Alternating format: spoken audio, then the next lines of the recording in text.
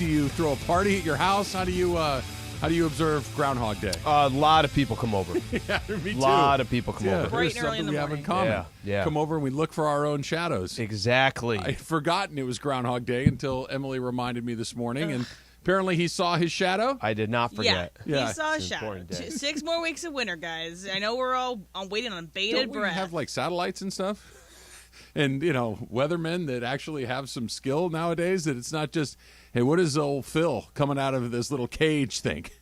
I feel like we've got more Nope. That's what we have. accurate systems to predict the weather. That's what we wait for. It's definitely like the stupidest thing I think that the East Coast has ever done is the Groundhog's Day thing. So it's like Punxsutawney Phil. Is it a at bigger deal back Gobbler's there, Knob. Emily? Like, Yeah. do they get fired up for it? Right, because yes, they do. Because get fired it's winter. Because you're waiting for this thing, and like when I was a kid, I believed that this was actually true. I was like, oh my gosh, this groundhog is gonna, and I would get really mad or sad, whatever the result was. But just like, I'm gonna take a second to listen to this, what they do. So I don't know if you guys have ever actually watched this broadcast and outside of the movie. So many times. Outside of the movie. I swear to God that you said that Al, I did not know that there was I knew It's as a real- kid yeah, it's that a there real was thing. Groundhog Day, Yeah. right? That it was a thing that was kind of a joke and whatnot.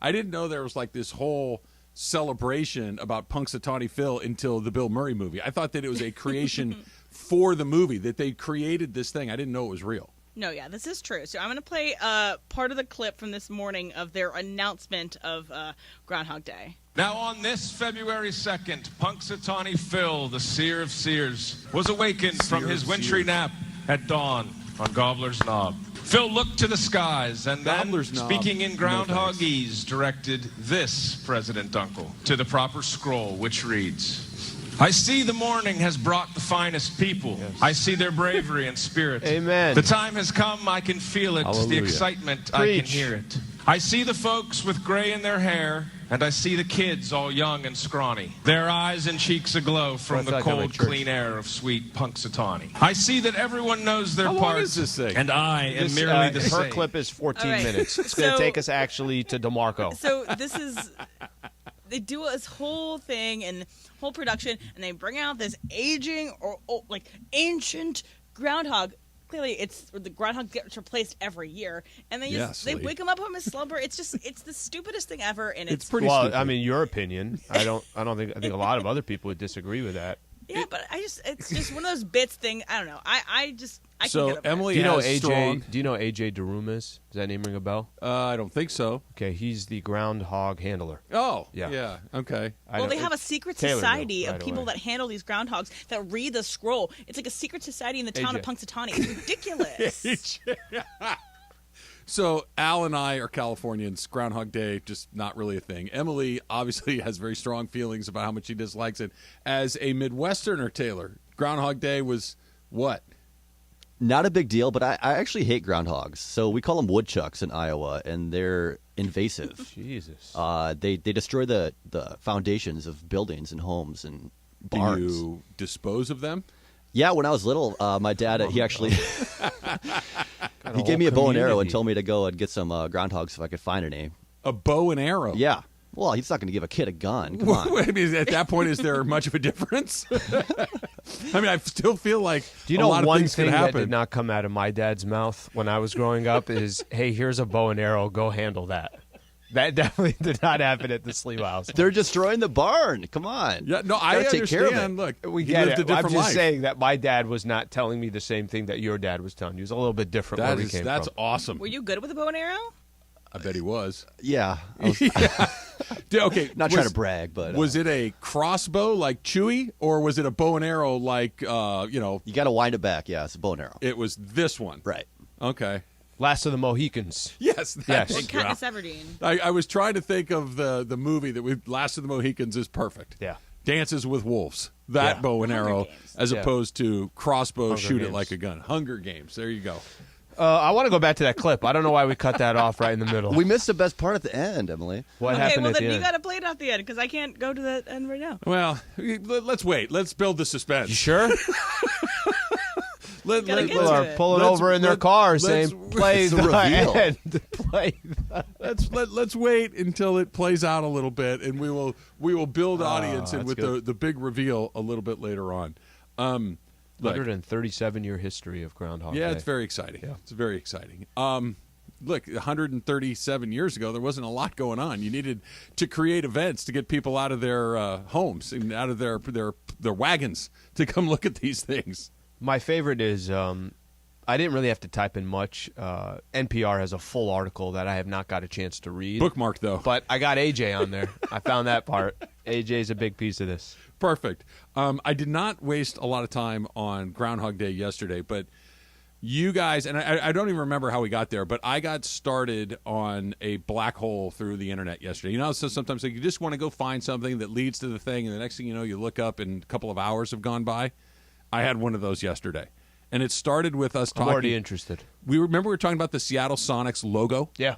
And a couple of people were sending it to me. That's not the one I'm talking about. So I go online last night to look for the Seattle Seahawks or Seattle Supersonics logo that I remember as a kid. And I found it. And I sent it to Taylor. I'm like, this is the one I was talking about. Yeah. And then that kind of connected to an old Jack Sikma poster. Sure. No, it makes sense. And I'm thinking, I kind of remember that poster, but I remember having a George Brett edition of that same thing. Next thing I know, I'm in a black hole of 1970s, early 80s Sports Illustrated posters. I went through all of them. Mm-hmm. I went through all of them all over again, looking at all these random people from the 70s and 80s.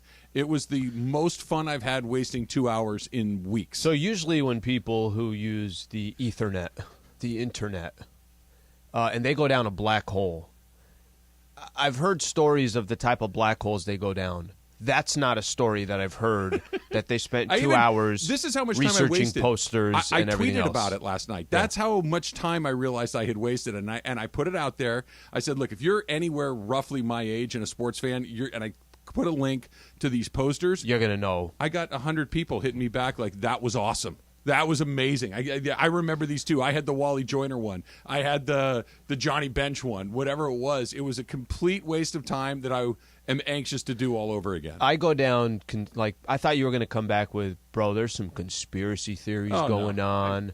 I did not know this existed. Nope. Try to keep it light in the household. Jack Sikma.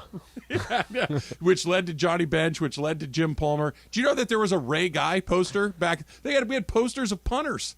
Why did we have that? No, I did not know that. Yeah, well, there's one out there. He's one of the first ones that come up. I don't need conspiracy theories. There's enough. I have enough bad thoughts rolling around. I don't need to go deep into the internet. I just want to go even further on those. Let those bad thoughts grow roots. Pete writes, I had the Larry Bird poster, ordered it right from Sports Illustrated. I probably had the football phone as well. I told you the poster I had growing up as a kid. The Lakers were in the transition period, and it was the next generation. And it was just the stars in the background. And it's like they were all in space, and it was Nick Van Exel, Eddie Jones, and Cedric they were Ceballos. in outer space? Oh, yeah, it was the next generation. Watch out for them. It's funny because I think a lot of people back in the day, and I don't know, I'm assuming posters are not of interest anymore. Maybe I'm wrong. But back in the day, posters were like basically everything when it came to sports. Was it that one? It was exactly that one. It doesn't take long to find that one. And it was, watch out, this is going to be the future of the Lakers. It's Ceballos, Van Exel, and Eddie Jones. Oh, yeah. Yeah. Yeah. And then Ceballos ended up getting traded for Ori. Who was 1-2-3 Cancun? Was that Van that's Exel? Nick. That's yeah, Nick? That's yeah. Nick, yeah. Yeah. Yeah, that was the, hey, guys, it's time for the offseason. So, by the way, that was 30 years ago, and it still resonates. Pretty great thing to say. I mean, in the moment, probably not the best thing to say, but he coined a phrase that stood up for 30 years. I hear on TNT when they go, they do the Gone fishing. That's exactly what it is. Oh, bro, the Cancun comes up a lot. Every Cancun time. comes up a lot. What Patrick Mahomes' wife tweeted it the other day when they beat the Bengals. She Eli Apple, right? 1-2-3 Everybody's Cancun. going to Cancun. Yeah. Nick Van Exel, you give that man his respect. Hey, you get your legacies where you can get your legacies. I'm not kidding you, Slee. It was glorious. I enjoyed every single second of it. So I don't know what's going to spark the thought tonight. Today You should do it to again. Deep dive. I looked at them all. Look. I think that I was a pretty typical 10 to 15-year-old kid. that I wanted the Heather Thomas poster, the Farrah Fawcett, all of these things. But I really wanted George Brett and Reggie Jackson more. Like, I was far more interested in, hey, can I get that Dr. Duncanstein poster of Daryl Griffith? I'm trying to think. I had to have that. The random ones, okay? There was... Remember George Gervin? The Gervin one? No. He was the two Ice before. Throne. He was in an ice throne. That's exactly that's right. It right. said Iceman. He had on like an ice-colored sweatsuit, and he was sitting there holding 2 basketballs. It's like the Game of Thrones throne, only made of ice. Awesome. All right, I got one that you tell me if you remember this one. I'm trying to think exactly what it was. Remember Tony Gwynn was Batman? He didn't dress up, but he had so many batting titles. He's holding, I think, 6 bats or something like that. And it was Tony Gwynn, right? So it was just like there's certain ones that you remember. Jordan, there's obviously iconic ones left and right. Oh, yeah, I do remember that. Awesome. Did Dominique have one? They all had one. That was what was so fun. Like, that's how you knew who you were. And then the most famous one of them all was Bo Jackson. Shoulder pads, bat over the shoulder with his arms hanging over. Just amazing. Just a fantastic one. You should do that tonight from 6 to 10. I had all of these. I had a Michael Thompson poster. I didn't even know I had it. It was called Jam Session. It was all the Nike athletes like out at Venice Beach, and there was like, I don't know, 20 guys in it, and Michael was in it. I didn't even know it until recently. He's like, yeah, I think they gave us like $100 to come down there and do it one day or whatever it was. You imagine you had 25 NBA players down at Venice Beach for $100 a piece? Get out of here. Taylor, you have any posters growing up? Do you have the NBA roots, any of that stuff, or no? Because I'm imagining him would be, it's going to be completely different players than we would be thinking of. I had a Torrey Hunter. Awesome. And Jason Williams. Yeah, Jason Williams. He's got to get a king in there. Got to have my kings. Yeah. Did you, Emily, was posters a girl thing? I had... She had Taylor Swift before Taylor Swift was around. Things, but like Tiger Beat, Dreamboat kind of situations? My sisters had more of those, but I had the Dark Knight poster for Heath Ledger on the back of my door. It's still there. I have Walter White. I have 2 villains Bane so far. from Bane from The Dark Knight Rises. I had Troy Polamalu, Fathead. So like one of the big ones in my room. Fatheads were legit. Right. They did. I think, and then I had a poster for Mumford and Sons because that was so what I was 3 into. guys that want to blow up the world: Troy Polamalu and Mumford and Sons. Just okay. Makes all the sense in the world. By the way, fits. That all tracks. that all tracks for you, Emily. That feels about right. All right, we are. And then, one of course, week... growing up, I had Max Christie. As well. Even back in 1979, Max Christie wasn't getting a poster. Like the Ray Guy, the punter, would get one. I know. Give the man a second. That's why they're in 13th place. I remember that one because of Christie. I love how Christie's the odd man out. No, follow along. If he's starting, you have a 13th place team. That's not that he's the cause of it, but if he's in it, well, then that's Troy Brown. Then because Troy Brown's the one that's fit into. Same difference. Yeah. That's how that works. 1 week from the trade deadline, maybe these guys won't be starting in a week from now. We'll do it next. It's Travis Slee, 17. Yo, what's going on, everybody? Hey, we're in the 909. You can see it right here. Food, beer, fandom here at Yamaban. I'm going to tell you this, that on the day of the big game, right here in the 909, for every touchdown scored, we're giving away $1,000. They should never have done this with me because I'm like, yo, now I want to give away a whole bunch of your money. $1,000 per touchdown on the day of the big game. We'll see you here at the 909 out here at Yamavan.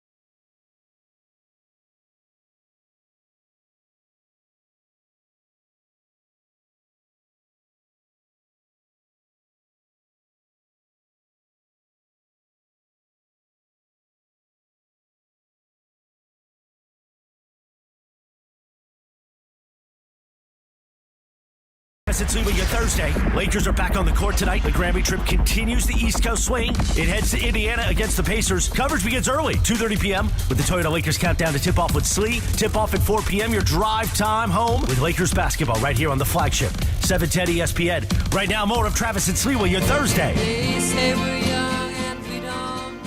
Does it feel to you like the Lakers have had 46 games this week? 49.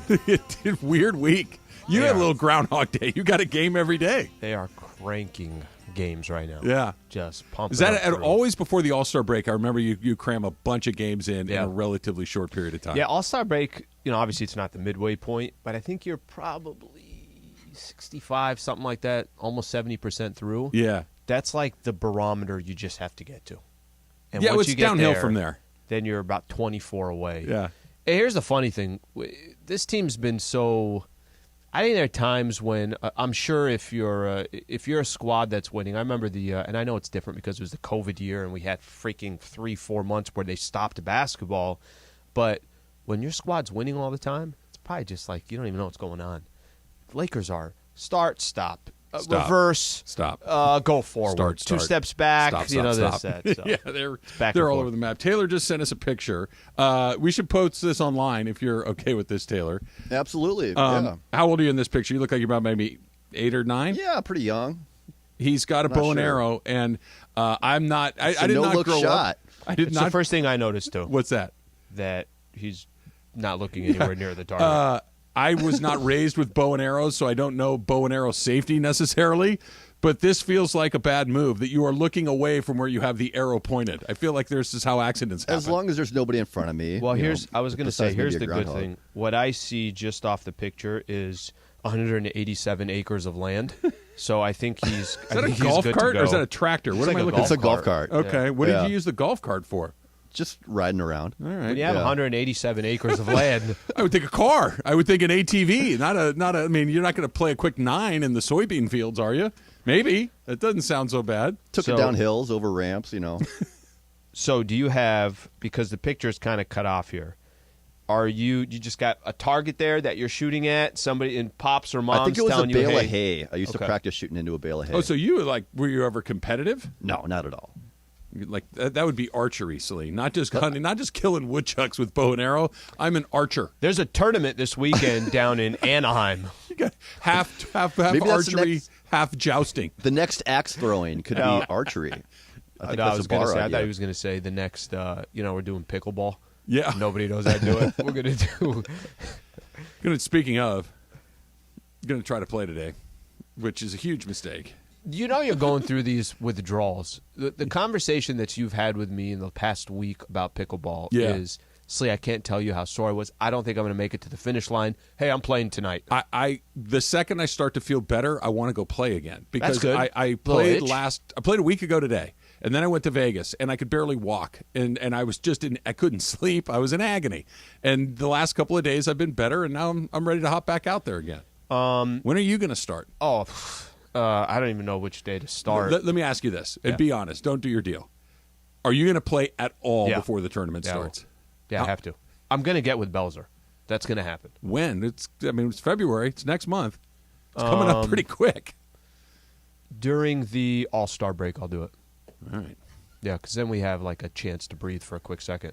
I have to play. Like I can't walk in and never have played, and that's the first time I'm doing it. I need a little bit. Or that's exactly what you should do. You either need to really get into it and start playing, or don't play at all. I love that. Because then you can't get embarrassed. If you don't have any pre-notions, you can't get embarrassed. But I love that setup. Or, right? You never play. You know what the worst place to be is? Right in the middle. Either be good at it or dreadful. Face plant like Mace or win the tournament. It's better. Those are the options. I disagree. It's better to be the Portland Trailblazers and never compete either way. No, it's not. That's the worst thing to be. Emily, have you touched a paddle yet? I have not, but I have plans this weekend to practice with my friend Ethan. So I have it on the books. Does Ethan play, or are you both beginners? Ethan plays, and he's not like the best in the world, but he knows what he's doing. What's he ranked in the city of L.A.? I have no idea, but I just was like, yeah, sure. If you want to help me, I'll take it. That's Taylor, good. That's great. She's got somebody to play with. Just to hit the ball back and forth. Have you gone out at all, Taylor? Do I haven't you have gone plans out. No, to go out? I need to. Yeah. I don't Emily, think our show's going to represent we need to do very well. something. I think that we're going to be the group that doesn't try that hard. It's actually interesting. Yeah. Taylor, you and I should get out there. Think so? Yeah, because she's got somebody to play with. He's basically becoming a professional out there and is going to pull a hammy in the next 30 as long as the minutes. entire tournament lasts like 16 minutes, I got a shot. If it goes to the 17th minute, I'm basically on fumes. I'm like LeBron in the fourth quarter. I'm just don't go overtime. I don't have quite enough time Yeah. to get to the finish line. I didn't know that you would compare yourself. Frequently. You pickleball Yeah. is LeBron. In the fourth quarter, out of gas. Overtime is when he's out of gas. 2 minutes left, he's out of gas. Yeah, there okay. you go. There, I'm LeBron with meet 2 in the minutes middle. to go in the Let's meet in fourth the quarter. middle. That feels more likely. We'll see. I'm gonna try to play today, but you need to play a little bit, Slee. No, I know. I don't have a lot of faith in you, if I'm being honest. You're avoiding eye contact right No, now. this is the Only. only thing that I think will play to my advantage. We talked about it. Tennis I've played before. Ping pong I played before. When was the last time you played tennis? Yeah, exactly. That's A couple years ago. When was the last Yeah, time it's you a couple played years ping ago. pong? Ping pong more recently, Like a probably year ago? 6 months ago. Okay. Probably 6 months ago. Yeah, it's more. It's kind of a good hybrid of the two, but it's a little more tennis than ping pong. So if you're gonna dip your toe back in the paddle sports or racket sports, When you told me DeMarco is straight training as if he's coming out of college. he did the show with me last Thursday, and in the middle of the show, he got a call from his trainer. And he's like, the trainer's like, "Where are you? We had an 11:30." And DeMarco's like, "I'm on the radio with Travis." And I'm like, "You have like a standing appointment for that?" He goes, "No, I started training to get ready for this pickleball thing." I'm like, oh boy, here we go. Well, we didn't train for softball at all. We still won, Trav. Very so, good point. Yeah. Very good point. We got second. You couldn't find it. Were you trying to find it? Yeah. Yeah, I could tell. I could see the cursor just everywhere. Couldn't and I find can't- what? Does Travis go deep? Travis goes deep. By the way, you can't see it right now. I only have like 10 things on the board. They're all the size of a playing card. And they're all Travis goes deep. No, I also have 7 this of one. them are- Super fun season. And this one. Ole, ole, I got a few. Oh, wait, I need, and my parrot, Astley, got a bunch of things. 1 week from today, last week, DeMarco was training for pickleball. 1 week from now, the NBA trade deadline. The Lakers have had these 2 picks that are kind of their assets, right? The things that the 3 things that they have that presumably could bring back something else are those 2 picks and Russell Westbrook's expiring contract. Those are the 3 things that would be appealing to other places. There's been a ton of speculation on whether or not the Lakers would do something with any or all of those pieces to bring in the player to get them to the next level, et cetera, et cetera. It hasn't happened. We've been talking about it for a long time now, and it hasn't happened. We got a week to go. Right. Am I safe to assume that if this were going to happen, it would have happened by now, and it's not going to happen in the next 7 days? I think if you'd have asked me a week ago, I would have said, yeah, I think the chances of something big happening or the chances of moving one of those picks or both of those picks, I would have said is pretty unlikely. Now, I'm actually kind of starting to lean the other way. Really? I'm starting to lean the other way. And part of it has Are to you do hearing with, things? well, Chris Haynes, you heard him. Chris Haynes says Rob Pelinka still has a move or 2 left in him, and that's Chris Haynes. And Chris Haynes, one of the things, I think there's certain people out there that you could really take a listen to. They're not going to do it for clout. They're not going to do it for, hey, I'm just trying to get some people to click on something. So just the mere fact that was out there. By the way, you could listen to Rob Pelinka when they got Rui, when they got Hachimura, and he was out there and he said, he kind of emphasized. But he also qualified it too, Slee. It wasn't just it has to I'm be not something. Yeah, the It has to be qualifier something. was it needs to be a deal that I think makes us a much better team than we are. Okay, right so this is the only thing that I will. It's not apples to apples. If Russell Westbrook does not get traded, and this offseason comes, it does not mean, and I'm not the salary cap expert, so nor am I going to try to be, but it doesn't mean, hey, 47's coming off the books, you have $47 million like 35. available. It'll be probably between 30 and 35, Okay. and there's some determining factors, whatever the case is. And I think they're going to sign Rui to a deal, and he'll probably be $10 million. So now you're working with 20 to 25, right? So, but it's not apples to apples. You can't just, I had that contract, it's gone, now I have that money. Okay. Part of, I think, the allure of still trading Russ, again, I would have told you 2 weeks ago, I wouldn't think that was a possibility, and we may be sitting here 1 week and Russ is on the team the rest of the way. Part of the allure is, can you get a player or two that will be on your team, not just for the remainder of this year, but is also locked up next year? The Lakers, if you go look at those free agents this upcoming year, there's really no attractive free agents, or they're players that Chris Middleton's going to go back. Kyrie's probably going to do his own thing in Brooklyn, and he's going to get a max deal or whatever it is, right? So there is not this the one disadvantage the Lakers would have by keeping Russ throughout the entire year. If you see the way they're using him, I know he comes off the bench and everything else. There's a lot of moments in the fourth quarter they're not using him. Mm-hmm. If you get into the playoffs and Russ is still kind of that liability from a shooting perspective, you already got, do you want the ball in LeBron's hands? Do you want the ball in Russ's hands? I think there's some clear, Dennis Schroeder brings the ball up a lot as well. I don't know how much value he's going to have when you get to the playoffs either. So I could see them, if they traded Russ, they did a move. It's not, Trav, just for this year. It's saying we locked up two guys also for next season. And on top of that, you're not going to go out in free agency and replace Russ. You're just not going to. It doesn't work like that. Yeah. Put it that way. All right. You mentioned a lot of things that I think are the complicating factors in getting a deal done. I want to come back and get into some of those, specifically Russell Westbrook's usage from this point forward. In fact, if he does stay, and if they don't move him, what the Lakers are telling you, me, and all the fans. That's coming up next. It's Travis Lee, 710. Hey, Laker fans, John Ireland here. Have you downloaded the new ESPN LA app? You got to get this thing. It's great. You can get Travis and Sliwa, Mason and Ireland, Sedano and Cap, and all of our Lakers talk with Slee right in the palm of your hand. You're just one tap away from everything Lakers. You could even win Lakers tickets. React to the Lakers on ESPN LA app. Download the new ESPN LA app in the App Store or on Google Play. Yo, what's going on, everybody? Hey, we're in the 909. You can see it right here. Food, beer, fandom here at Yamavon. I'm going to tell you this, that on the day of the big game, right here in the 909, for every touchdown scored, we're giving away $1,000. They should never have done this with me, because I'm like, yo, now I want to give away a whole bunch of your money. $1,000 per touchdown on the day of the big game. We'll see you here at the 909 out here at Yamavon.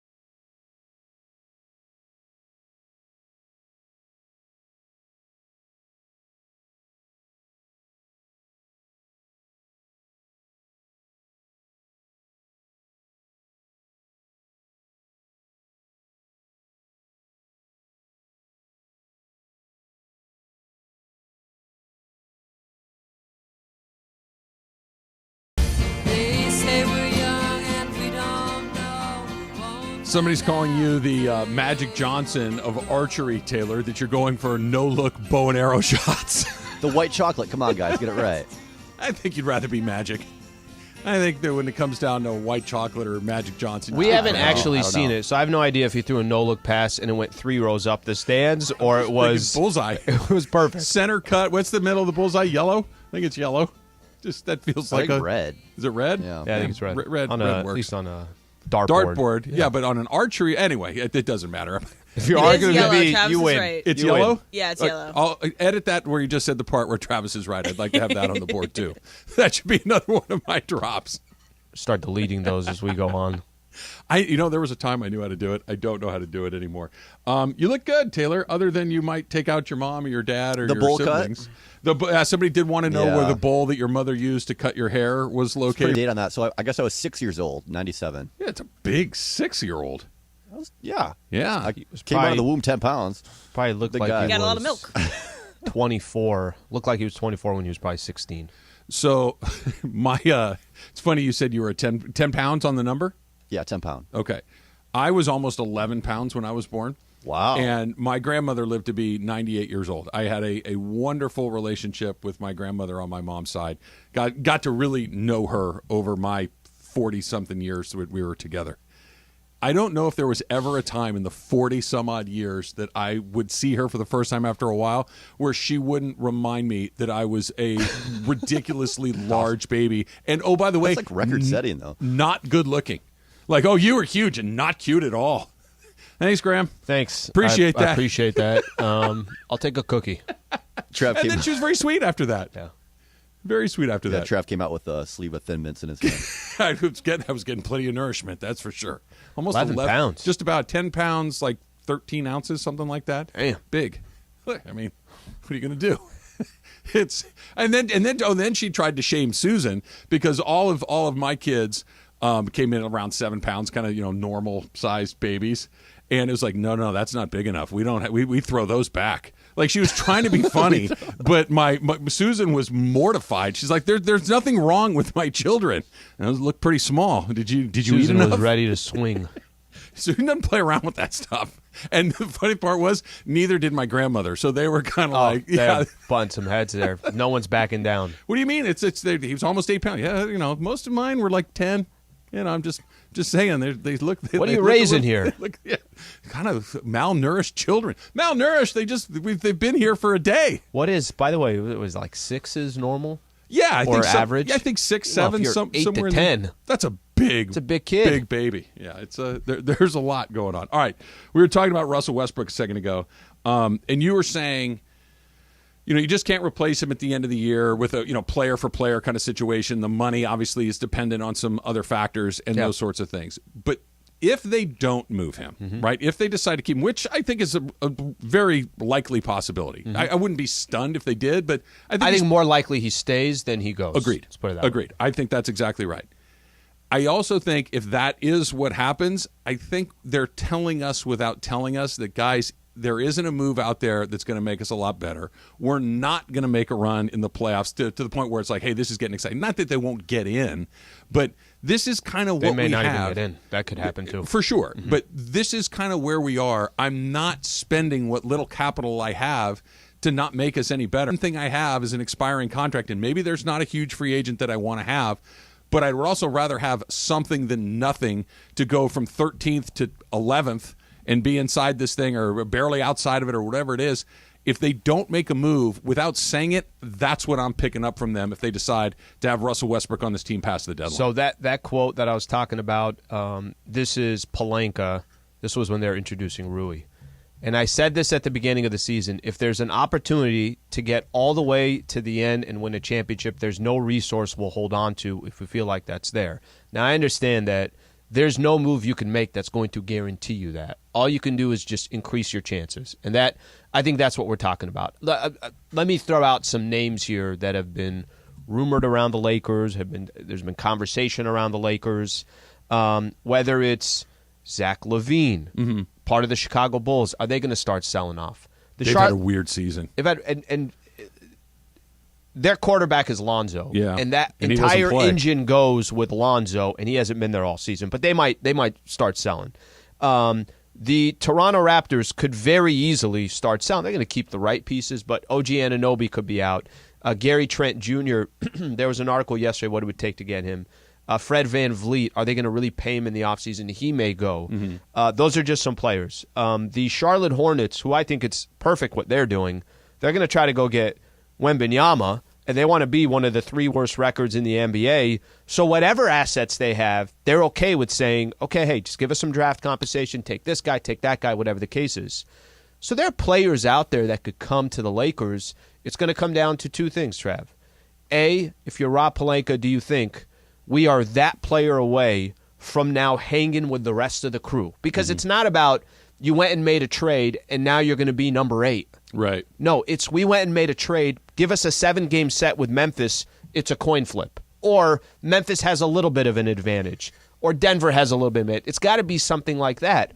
If they don't make a move, I think you are right. I think it's just simply that the market has told them there's no move to be had. And their team has told them. Not the market and the team. The market for sure, because... What do you think it's more of? I think it's more the team. I think it's more the market. Yeah, I don't. I think it's the team that... It's the same thing we've talked about from the beginning of the season, that yes, the West is kind of flat. Yes, everybody's kind of bunched together. Yes, there isn't a great team that is clearly the team to beat going into it, whether it's Golden State, Denver, Memphis, whatever it might be. There isn't one. But the Lakers have not gotten out of exactly where they've been all season long. If they were in the mix with those other teams, they'd at least occasionally pop up in there. They'll beat them for a game here or there. It's not that they can't win games. It's that they don't win enough games in a period of time to start to creep up the standings. They haven't. So I think if I'm taking what you just said, you're not talking about that's what you think Rob Pelinka believes, that's what you believe. No, I think that's what Rob Pelinka and I believe. So I think that Rob, 100%, if there was a player to be had and he felt like that the market was reasonable, or he didn't feel like he was going to get fleeced, or he didn't feel like he felt like he could get the proper return back, I think they make that move. I really do. And I think the team and the roster that you're looking at. So for the last year, they haven't found that move. It just has not presented itself. No, I don't think it hasn't presented itself. I think other teams have told them this is what it's going to cost, and they have been comfortable to say, we are not going to pay that. Right? That they're comfortable in telling the other teams out there that they're not going to go make that move. Yeah. And the reason, Trav, let me tell you, the reason why I think that front office, the team has less to do with it than the actual market. I don't think they make the trade for Rui if that was the case. I know Rui didn't cost a lot, but Rui still costs 3 second-rounders. Yeah. It's not nothing, let's put it that way. I think it's worth the risk. Sure, I don't disagree with that. And I think it's closer to nothing than something. I think they are looking at whatever other teams are telling them or whatever. One of the biggest problems, there's 12 teams in front of the Lakers. Yeah. What if Portland's trying to make a trade for one of these guys? What if... But this is the thing, Al. It's like one of these guys, there isn't a guy that you know is going to move who's a difference maker. There are guys that would make you a better team, but in years past, there's the guy, hey, look, so-and-so is going to trade this guy. It's the best offer is going to get this guy, and it may kind of swing it one way or the other. It may make them go from a team that's kind of in it to a team that's much more competitive come postseason. All of these guys that we're talking about, even guys like Zach LaVine, who's a nice player, I don't know whoever gets Zach LaVine all of a sudden, oh, man, they got him. Okay, now they're the team to beat. They're all kind of mid-tier guys, maybe slightly better than that, but there's no, hey, we're going to get that guy and everything changes. So here's the difference, I think, with the Lakers. What you're giving up to get these guys, I don't think has anything to do with the guys. Because I don't think those players, like, I don't think if the Lakers lost Russell Westbrook tomorrow, but Zach LaVine came in, I think you'd feel much more benefit of having Zach LaVine than you would of Russ not being here. It's just going to come down to the draft compensation. That's it. They got so many players. But I agree with that, but I think there's a second sentence after that. I agree with everything you said, but also does Zach LaVine make them a threat to win the Western Conference? I don't think he does. And that's the it's a good team. It's a better team. I don't know if it's a good team. I won't go that far. It's better, but I don't know if it's good. And that's the part that I think Rob Pelinka and I may share a similar point of view, that I'm not getting rid of Russell Westbrook or the picks or whatever just to get better. I want to be good. And I don't know if any of these guys, not even to make it Levine specific, any of the players that we're talking about potentially moving, I don't know if anybody takes them from where they are to good. Where they are to better, yes. Where they are to good, I just don't see the deal. Part of the other motivation is, like we said, any player that you are trading for, once Russ is gone, he's gone. And trying then to put together a team next year when that contract is now out the door, you'll have less options. You have less options because of that. Because he's gone? Yeah, because that 47, like we were just talking about, right? The amount of money that's there, right? It's not $47 million are coming in, and there's a great free agency pool, and now they're going and picking. The only thing is, if they decide, I think this is part of the thing with Rui, they know they're going to have more than just this season. Whoever they trade for, the idea and the concept is they have more than just this season. Hey, did you see with William Tell coming up next? It's Trav and Slee, 710. Yo, what's going on, everybody? Hey, we're in the 909. You can see it right here. Food, beer, fandom here at Yamavon. I'm going to tell you this, that on the day of the big game, right here in the 909, for every touchdown scored, we're giving away $1,000. They should never have done this with me, because I'm like, yo, now I want to give away a whole bunch of your money. $1,000 per touchdown on the day of the big game. We'll see you here at the 909 out here at Yamavon. All right, Chris. Yes. Who is the most famous person in your contact list? I know everyone thinks I'm going to say Keyshawn. And he's pretty famous, right? But I think it's Bob Costas. Bob and I worked together years ago. I've been doing this a really long time, so I have a bunch of people in O.J. Can you FaceTime him? FaceTime one of them? Yeah. Oh, yeah, you know I got your back, bro. There he is. There he is. Michael Caine. The actor Michael Caine. Can you FaceTime him? Right now? Yes. Hell no. He's somewhere in England, hasn't made a movie in 20 years. No. Is comedian Bill Engvall. Can you FaceTime him? Right now? Try. Bill. What a surprise. How are you? I'm good. What are you doing? James Worthy, I think, is the most famous person in my contact list. And if I tried calling James Worthy, there's a 1,000% chance he would not answer. James Worthy. You know who's not in the Hall of Fame, who should be, who's in this phone? Who? Steve Mason and John Ireland. They need to be in the Radio Hall of Fame. I mean, I guess maybe Jay-Z, maybe. Wrong. I mean, I don't know if he's that. I guess maybe Wrong. Jay-Z. Harbaugh, he's pretty famous. Charles Barkley. J.B. Smoove. Kyrie Irving, he's definitely changed his phone number since his Cleveland days. Oh, that's easy. It's Magic Johnson, but the problem is he keeps changing his phone number on me.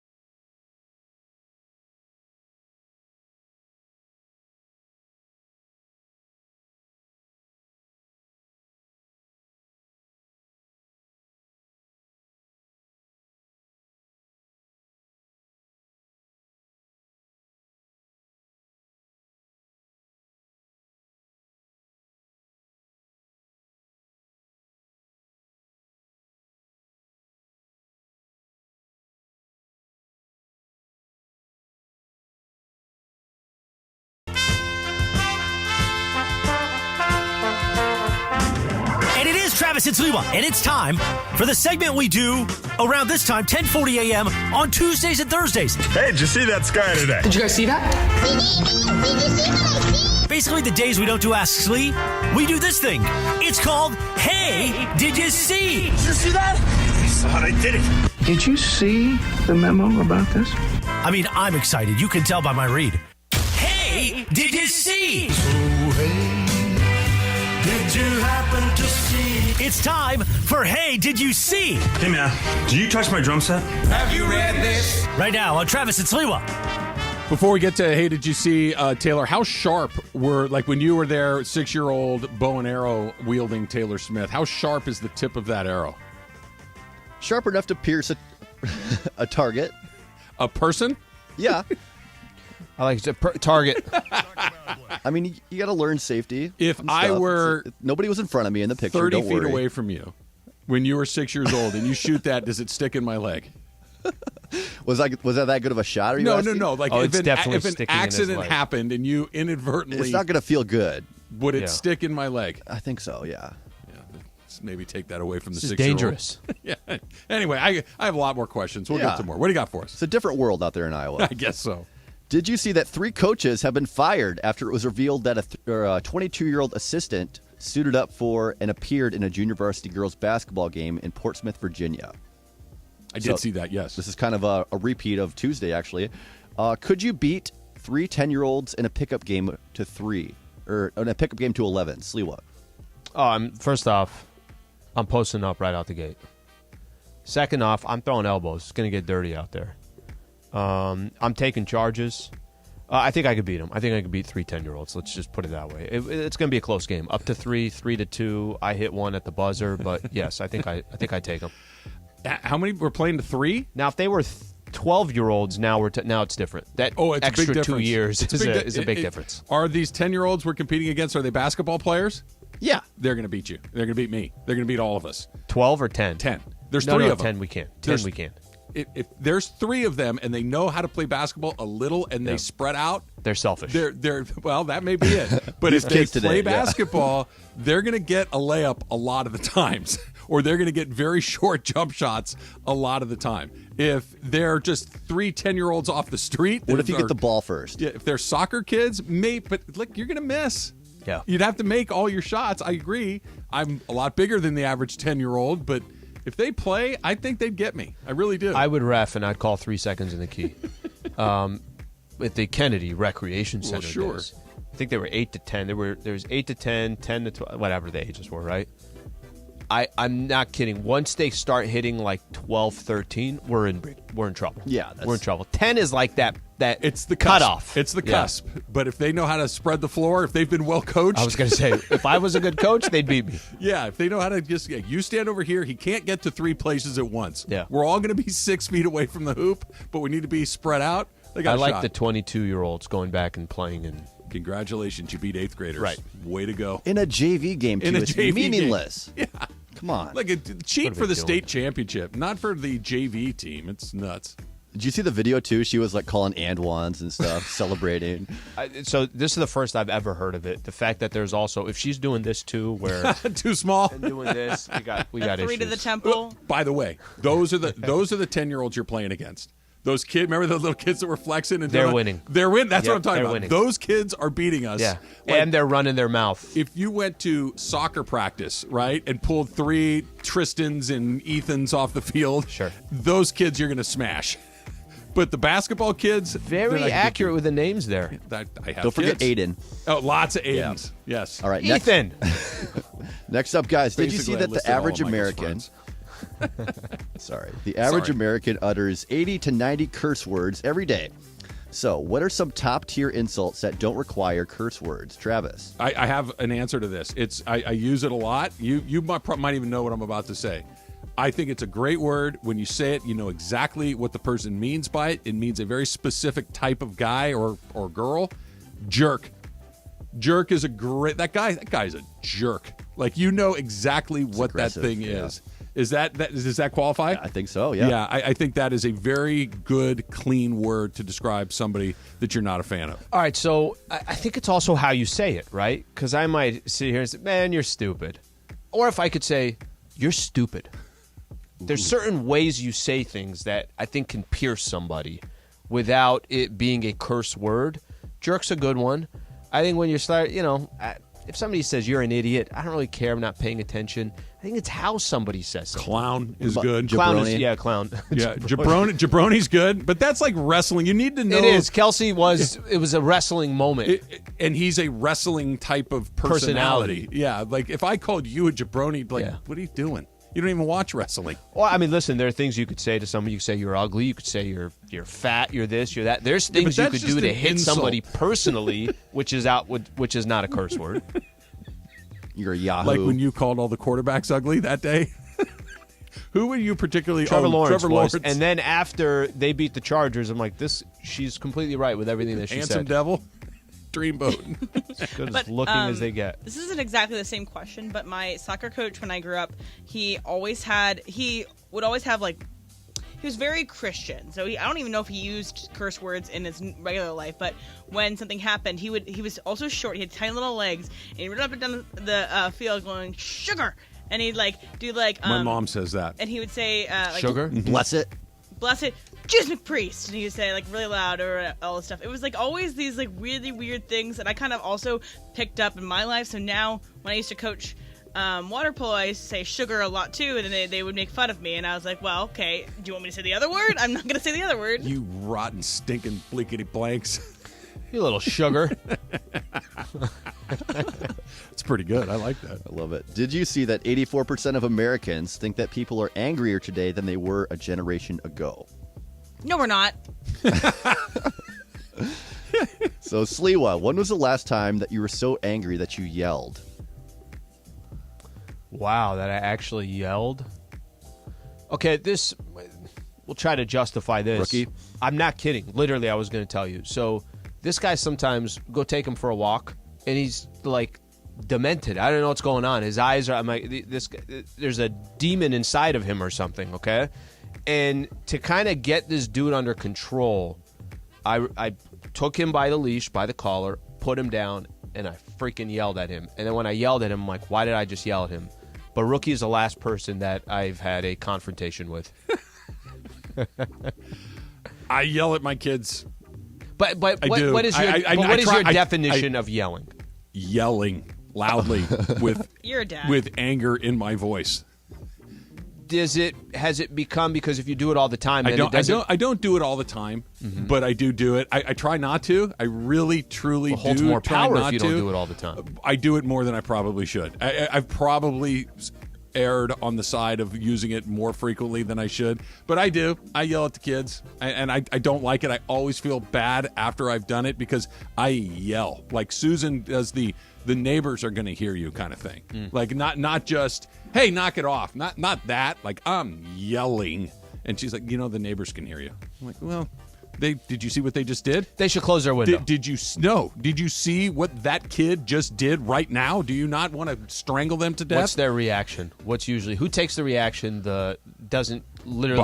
Bobby doesn't care. Doesn't care at all. I haven't yelled at him in a long time because he's an adult and there's not really much to yell about. Michael takes it the hardest. He's the most sensitive. Wait till a couple more years. I'm assuming he's going to be like Bobby. He's wired different. No. Bobby didn't care when he was 5. Bobby didn't take his shoes in the Rose Bowl. He didn't care when he was 5. Michael still cares. Yeah. I mean, as you guys all know, I get animated about several different topics. Like what? So I probably my most recent yelling is yesterday, right? Yeah, yesterday, or just the first segment of the show today. Milk yesterday? Milk yesterday. There's something else, and I also did a trivia last night over some sort of stupid thing. But last time, did you guys lose or win? I take it you lost. lost. Yeah. Tell us more. Third, what at happened? least? We messed up on the Rat Pack and the Brat Pack. We were supposed to name all the members of both the Rat Pack and the Brat Pack. Oh, I want to We try to couldn't do that. Did you yell at your own teammates? No, kind of. Yeah. But it's Did you forget it's like a Peter joking Lawford yelling. from the Rat Pack? I forgot most of the people from both of them. I was waiting for her to you know what's say, funny? you lost us the game, and Well, she okay, yelled no, at them. so the thing is, there's this one segment where you have to, you have a bunch of answers, and then you have to connect you have to connect all the answers together. So it's like, last night it was penguins, and it was like Danny DeVito, and it was Emperor, and all these things. Okay, so why are these all things connected? It's penguins. But my one friend, we were told him, don't guess until we have all the answers, and he started saying, like, anyway, so it's kind of, we have playful fun I feel bad together. for him. Don't feel bad for him. He's Ethan. He's going to want to play pickleball with. Yeah, Ethan. Oh, he's going to be... Emily's going to be just launching the ball at his face. She's not going to try to No, score points. he's going to dominate her. He's going to teach her nothing. Raiders still need a quarterback, and Tom Brady's not available, but another Hall of Famer might be. That's coming up next. It's Travis Slee. Yo, what's going on, everybody? Hey, we're in the 909. You can see it right here. Food, beer, fandom here at Yamabon. I'm going to tell you this, that on the day of the big game, right here in the 909, for every touchdown scored, we're giving away $1,000. They should never have done this with me, because I'm like, yo, now I want to give away a whole bunch of your money. $1,000 per touchdown on the day of the big game. We'll see you here at the 909 out here at Yamavon.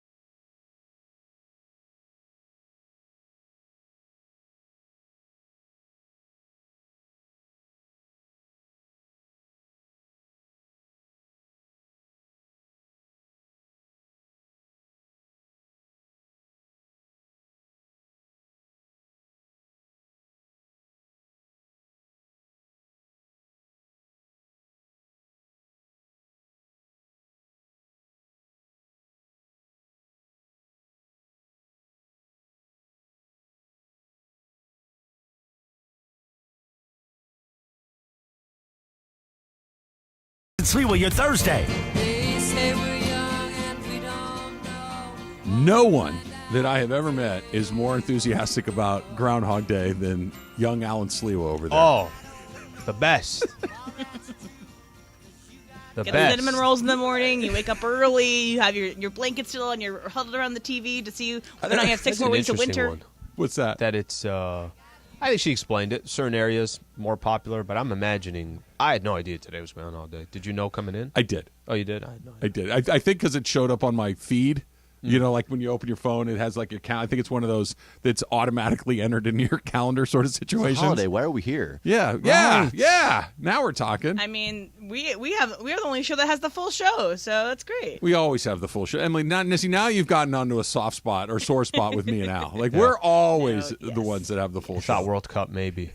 Not a chance, guys. I know. Finally, something on the other side of the world. Is facing Germany. I picture you. Sure, don't want to air that. Gathering young Sliwas around your a fireplace or whatever, and telling kids Groundhog Day stories. they 147 years ago. That should be your thing. You should decorate the house with Now Punxsutawney on this Phil February 2nd, top hats, Bill Murray movies. That's what you do. 100. All you do is watch Bill Murray movies all day long. Are you a Bill Murray fan? Yeah. What's your favorite? Damn.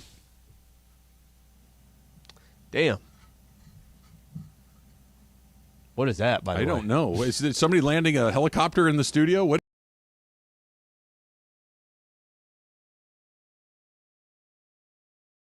I think for me, it's not Groundhog Day. I'm trying to think here. It's Groundhog Day is really good, but it's not for me. Caddyshack? So we were talking about this morning with Berg. I think that's a really good choice. I give you full credit for that, but that's not a Bill Murray movie, right? That Bill Murray's in it, but it's not a Bill Murray movie Not necessarily. starring in. Right. I give you full credit for it because his character is the best character in the movie, arguably. Can I throw a vote in for What About Bob? That I think What About Bob is so funny. I don't think I saw that. He's a psychiatric patient, and Richard Dreyfuss is his therapist, and he ends up following him on vacation. Okay, is this one of those, hey, go see? Because I will see it if you think it's... I think it's very fun. If you like Bill Murray, I think you'll like it. It's funny. It's old. It's dated. They go to some lake up in Maine, and he basically ruins their entire weekend. It's pretty good. And the rest of the family loves him. Only the therapist hates him. It's pretty good. It's pretty good. Do you have a favorite Bill Murray? I'm trying to think. I like, so a lot of the things that I I've seen of Bill Murray is like Bill Murray being himself. So there's like Zombieland that's out there. But I think my favorite probably would have to be Moonrise Kingdom. So he's in a lot of those Wes Anderson movies. Yeah. But I would not say that I'm like a huge fan of Bill Murray. I think that I find him a little off-putting. He's an acquired taste. So that's like not my favorite thing. But I did like the movie Groundhog Day. It is funny. It's a funny movie. Taylor, are you a Bill Murray guy? Not so much. No, not really. No? What is that, Amanda? Should we run for the hills? What does that sound? I think it's Sliwa's pixel vibrating. It's on silent, man. Yeah, that's not very silent. That's always one of those things when you get kind of a weird noise coming out of somewhere. Like, that can't be good. When you're driving your car, it's like everything then just. It's like that's probably something I should pull over every day for for Emily. I was gonna say, are you still fighting the good fight with that thing?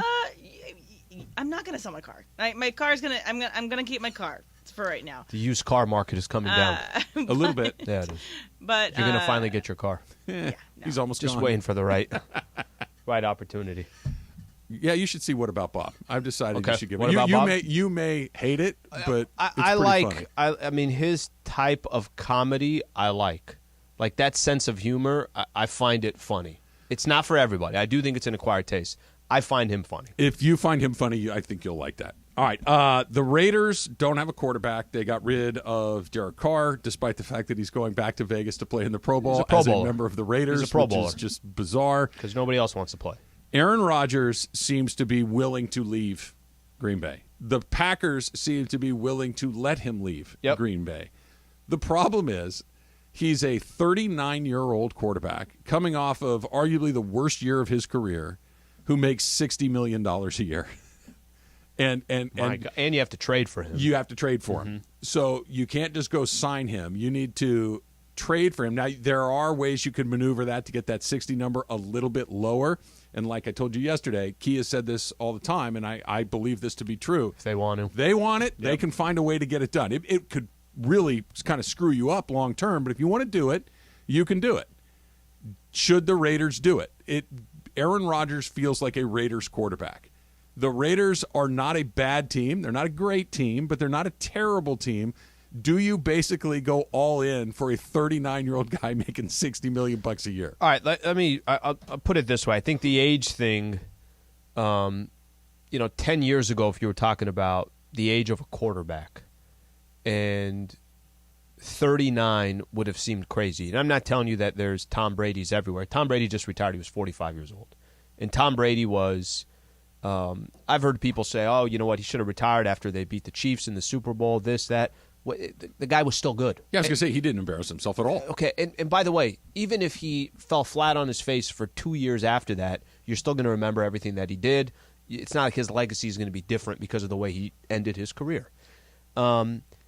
I think if you're the Las Vegas Raiders, and I'm not telling you from a marketing perspective that you do this because it's sexy, it's a big name, he's going to sell seats, he's going to do all that, but he's going to do all that. That's sure. going to come with Aaron Rodgers. So whatever investment that you're also putting into him, that becomes a much more interesting ticket on a Sunday in Vegas. It becomes a lot more. But for how long? He's 39 years old. Like if you got him for 2 or 3 years. Well, I was just going to say, but if let's say he's the quarterback there for 2 or 3, let's say he's there for 3 years. Yeah. I roll the dice on that. I think I would too. I think there's far more of a likely scenario that it doesn't work than he goes to the Raiders and it's like, holy smoke, the Raiders are as good as the Chiefs. The Raiders are as good as the Buffalo Bills or Cincinnati Bengals, but I think it's worth a shot. Can I go back to this? Last year, every time the Raiders lost a game, you'd be like, I think they're actually a really good team. Not a really good team. Right, yeah. I think they're a good team. I think they got a good roster. I never thought they were a bad team until right towards the end of the year. Okay. That was the first time like, yeah, they might stink. But so you're right. So if you have at least a team, and listen, it's going to take some time for the Denver Broncos to turn things around. The Chargers are in position to win right now, but the Chargers are not a team that you can ever rely on and say, watch out for the Chargers. It's really the Chiefs and everybody else. I think if you're the Raiders and you're in an interesting situation here, you got rid of Derek Carr's not coming back, obviously. Why not roll the dice? At least you're rolling the dice on somebody who's won a Super Bowl, that Hall you of Famer. that you have some weapons. Yeah. That why not? It seems like it would be the right risk to take. Here's the why not. And I would, let me just be clear. I would do it if I were the Raiders, but the why not is not super complicated to figure out. And Raider fans want to hear from you whether you think the Raiders should open up everything they have to get this deal done. 877-710-ESPN, 810-3776. The why not is, number one, the money. It is a really high price to pay. Number two is his age. And I agree with you, Slee, that 39 isn't what 39 was 10 years ago. 39 now is like 33 10 years ago. There's still some runway left here. The thing that is most frightening to me is that he's coming off a year where he wasn't very good. Now, the year before that, he won the MVP. The year before that, he won the MVP. But when it starts to go bad for guys, it usually continues to go bad for guys if it's age-related. Now, you could say that the Packers didn't have any weapons, that they had this, that, and that. But Aaron Rodgers has always found a way to move the ball, win games, even when he didn't have a ton of weapons. Packers were not a good team this year. Aaron Rodgers was not a good player this year.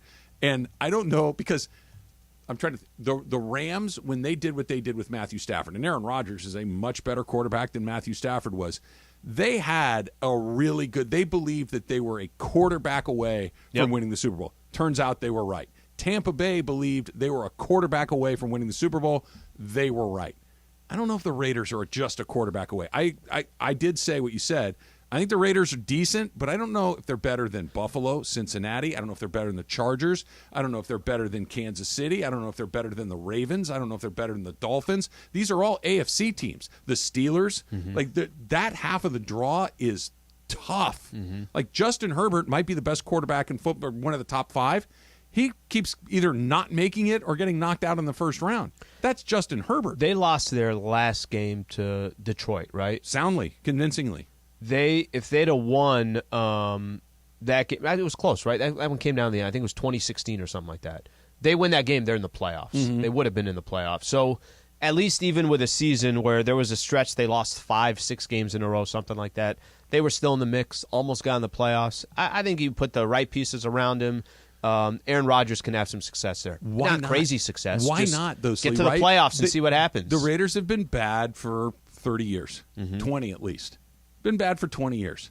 What's another 5? What's another 6? Just go for it. Or would you rather have something like a Jimmy Garoppolo, who's going to be less expensive, who's a free agent? It's a really good question, but no, because Garoppolo... I don't think he's going to take you to where you and need it's to not go. that interesting. Is he better than what they have? Yes, I believe that he is. But are they better than any of those teams? Just absolutely not. With Aaron Rodgers, maybe? The Niners were run really, really well, had the weapons, had the defense, and Garoppolo was, hey, just don't screw it up type of thing, and he executed that.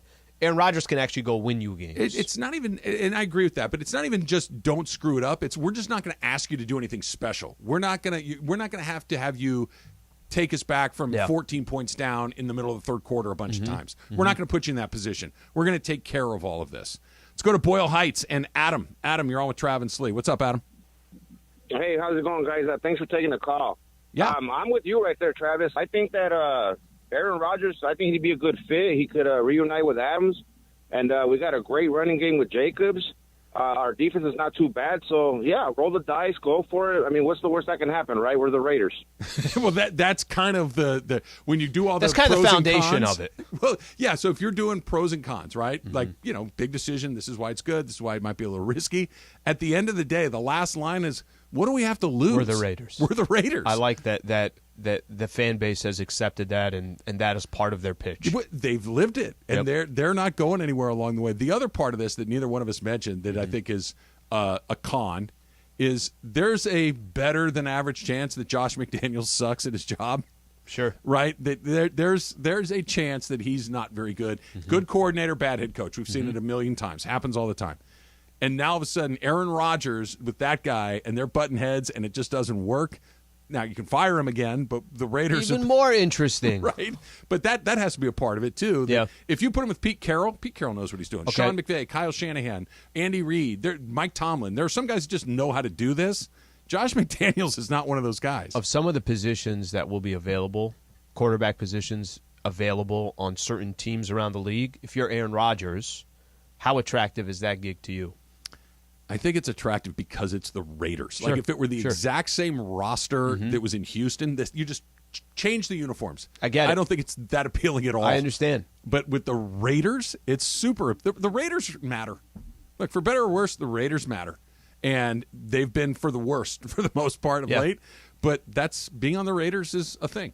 Lots of Raider fans want to get on this. We'll do that coming up in just a little bit. We got Factor Cap coming up at 11:30. And coming up next, the Super Bowl. Speaking of the Super Bowl champion DeMarco Farr coming up next. It's Trav and Slee, 710.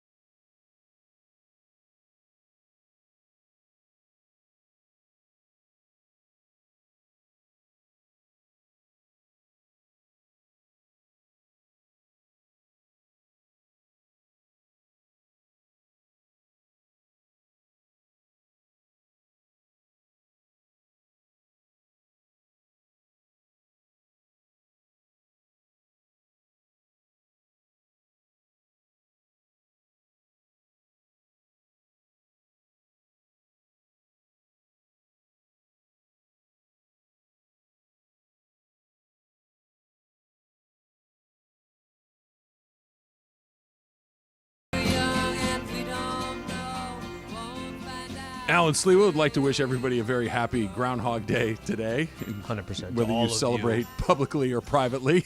To you and to your all family. of you and your family. That is the Sliwa line, by the way. To you and your family. I want that along on the way. my boat. We To you and are your family. just a little bit more than a week away from the Super Bowl. Of course, we got the Chiefs and the Eagles. Joining us right now is Super Bowl champion DeMarco Farr. How you feeling this morning, DeMarco? I am just fine. Headed to the trainers, guys. Oh, geez. Headed to the Getting trainers, the same workout one in. that you missed last week because you were in here doing the show with me. The same one. I'm still trying to make that up. Yeah, getting ready for pickleball. Just letting you guys know. DeMarco, what's going on here, man? You sound like you're training for it's like the combines or something. Relax. Yeah, no. We are training for the combine. Yeah, big time. It's a competition, right? We want to win, right? Do you see who you're playing? Pickleball people. Say again? I said, do you see who you're playing here at the station? I mean, you have to train that hard. I don't care who we're playing. Exactly. I don't care who we're playing. I want to It's be a your tournament. teammate. It is a competition. We're going to win this thing. Yeah, We're training to win. What are you guys doing? I'm trying to drag my partner into some sort of training regimen, and he's digging in his heels. He hasn't done it yet. Well, listen, I have a friend who we are this morning. I'm going to go. He's asking me when is a good day, so I'm going to get in there. I haven't done anything yet, but I will get in there. See, living proof. I told you, when I was a player, I had some dudes show up to the stadium with their cars packed and U-Haul trucks, ready for the season to end. That is Alan Sliwa right there. See? We got a game coming up, and what are you doing? All right, okay? Quickly 1, 2, before 3, gang. we get to that's the other line that you like. What was your punishment for missing your workout last week? Because I remember the guy was going to make you pay. What was it? He forgot how to count. So we're doing reps of like 15, and I know I'm on like 16, and he's still on like 4. 11. Yeah, and looking at me with a straight face, no emotion. You heard the guy. Yeah, so Yeah, no, I'm paying for this. But They're we're all getting better, yeah. Excuse me, DeMarco. There's like the radio bit, right, where you play along, and then there was his trainer last week, Slee. He was just pissed that DeMarco no-showed. He was just mad. DeMarco, he's going to end up doing the Pat Riley two-a-days during the NBA Finals, where the guys were just trying to get their bodies recovered. Instead, Pat Riley was training them for 10 hours in Santa Barbara.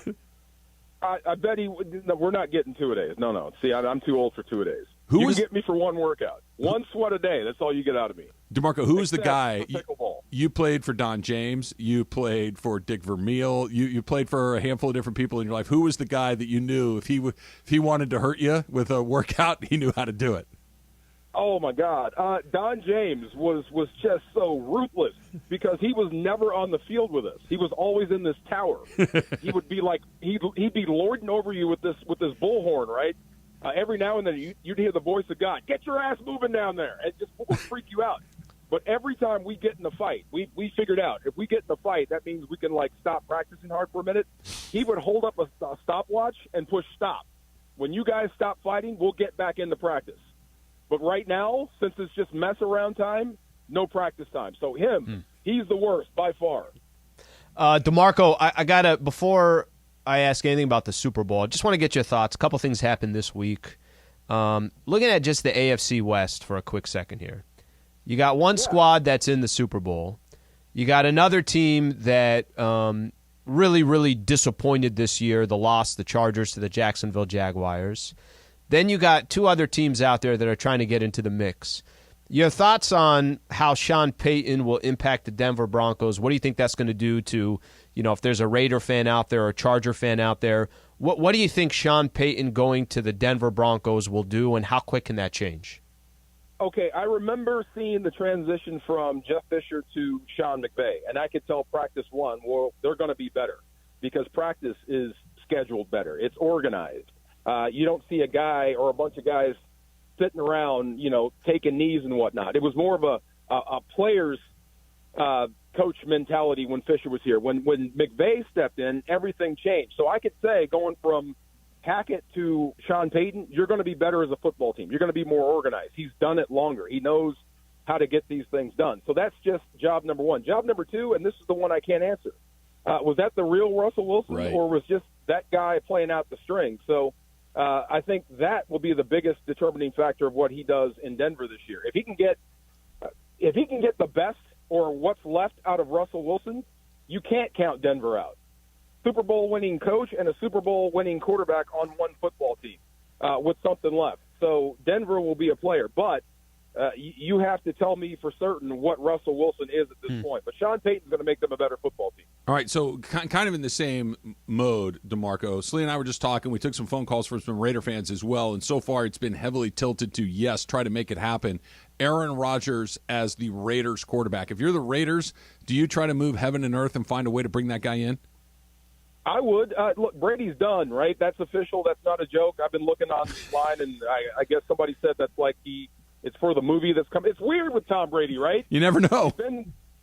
We've been down this road before, but I'd never heard him say the word retirement, so I'm taking him at his word. So if he's out of the picture, and that would leave Aaron Rodgers. And I think the Raiders are a quarterback away from really being dangerous. If you get someone special like him, then you're a player in the West. And when you think about it, with how Sliwa kind of topped it with the AFC West, it's almost a must if you want to compete. You got to compete with Mahomes. You got to compete with Herbert. If Sean Payton gets Russell Wilson going, look, you could be looking at fourth place for a long time if you're the Raiders. So I think you don't have a choice but to go after Rodgers if you can get it. Be a fun division right there. I mean, just kind of the way you described it there, DeMarco.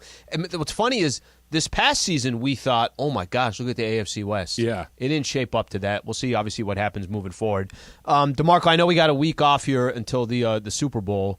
What to you, just kind of your initial thoughts, and I know it's going to be some time, what's Patrick Mahomes' health? I know there's some questions there, but with this week and change between now and the Super Bowl, where do you kind of stand on what you expect on that Sunday? Do you lean towards the Eagles just because of health, or they're a better team? Do you lean towards the Chiefs because it's Patrick Mahomes? How do you feel about the game? Wow, right down the middle, like you said. I'm psyched to watch this because of what Philly is and how they do it with that defensive line. So Patrick Mahomes, I think, is top of the heap as far as mobility, quarterbacking, accuracy, the whole nine. I think he might be the best quarterback going right now. But the antidote to any great quarterback is one hell of a pass rush, and Philadelphia's got that in spades. They bring it. So if you could run the football and control the clock, and you have a D-line that can at least make Mahomes uncomfortable, you got a shot at beating him. The problem is Mahomes can take it to a whole new level at any time. So this will be a hell of a football game, a hell of a matchup in the Super Bowl. I think the two best teams all year made it into the Super Bowl. Do you think that we're at the beginning of another era that the last one was defined by Brady versus Manning, and for the better part of 10 years, one of those two guys was in the mix, or occasionally a Ben Roethlisberger would pop in there, and there were other good players to be sure, but the early part of the 2000s and the 20 teens were defined by those guys. Is Burrow Mahomes going to be that for the 2020s? Oh my God, and beyond, yes. And think about it, right? If Rodgers goes to the AFC, think about that slate. Yeah. Right. Think of all those quarterbacks on one side. So the NFC, you can't match that quarterbacking-wise. You better match that with pass rush and run-stopping ability, because you better major in defense if that's what's coming at you the other way, if you have any hope of winning championships here. So, yeah, it's going to be special. I was surprised at how Cincinnati played, or how they went out and how Burrow played, but you got to give it to Mahomes, being that guy, finally getting one up on Joe Burrow. So when it comes to Patrick Mahomes, and maybe this is premature, maybe it's not, is he one of the great quarterbacks of all time, or is he on his way to becoming one of the great quarterbacks of all time? Okay, I think he's there now. I don't know who said it. It was a former player that put it on Twitter. If Mahomes never plays again, he's going to the Hall of Fame. And I'm like, I can't disagree with you. But that's disrespectful to the guys that put in work for years. So I think you've got some work to do. If he wins it now, if he wins this Super Bowl this year, yeah, it's a 7-year coronation and then 5 years of waiting. I mean, but as far as talent is concerned, guys, man, look, I haven't seen many better than Patrick Mahomes on any level. A guy that can kill you in man. If you sit in zone, he'll kill that too. If you blitz him, you just die faster. If you've got good pass rushers, he can make those guys miss and manipulate the pocket by moving around. He's absolutely tremendous. He's absolutely competitive, and he's twice as smart as the next guy. So, to me, yes, but there's still some work to do, because of who's in the Hall of Fame ahead of you. DeMarco, final one from me. We appreciate you joining the show. Is Philadelphia? I'm just trying to think of other teams that have made to the Super Bowl, and I feel like every single week they're maybe underestimated or they're not talked about as much. You're spending more time talking about the Giants, or you're spending more time talking about the Niners.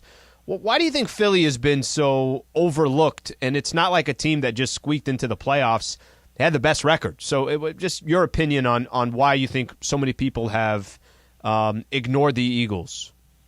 Brute force ain't sexy. You know what I mean?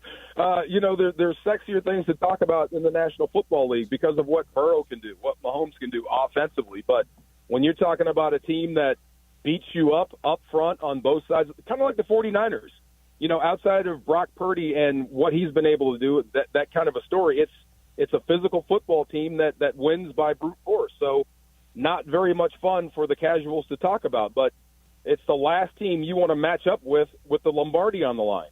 One game, that's it. They don't have to worry about next week. They're physical when they have to play 17 games. Now it's just one game for all the marbles.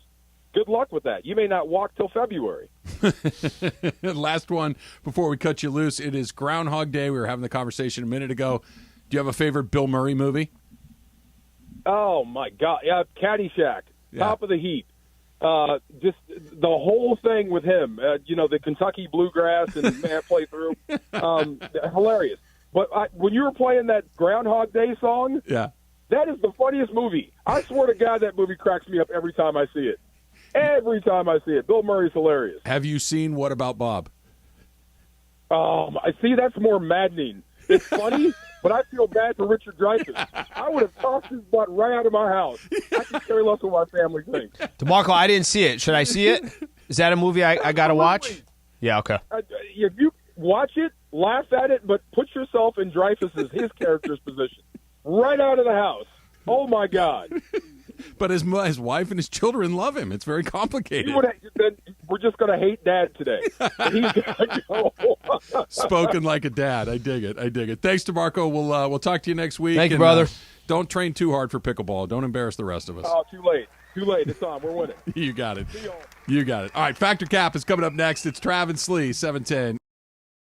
Yo, what's going on, everybody? Hey, we're in the 909. You can see it right here. Food, beer, fandom here at Yamabon. I'm going to tell you this, that on the day of the big game, right here in the 909, for every touchdown scored, we're giving away $1,000. They should never have done this with me, because I'm like, yo, now I want to give away a whole bunch of your money. $1,000 per touchdown on the day of the big game. We'll see you here at the 909 out here at Yamavon.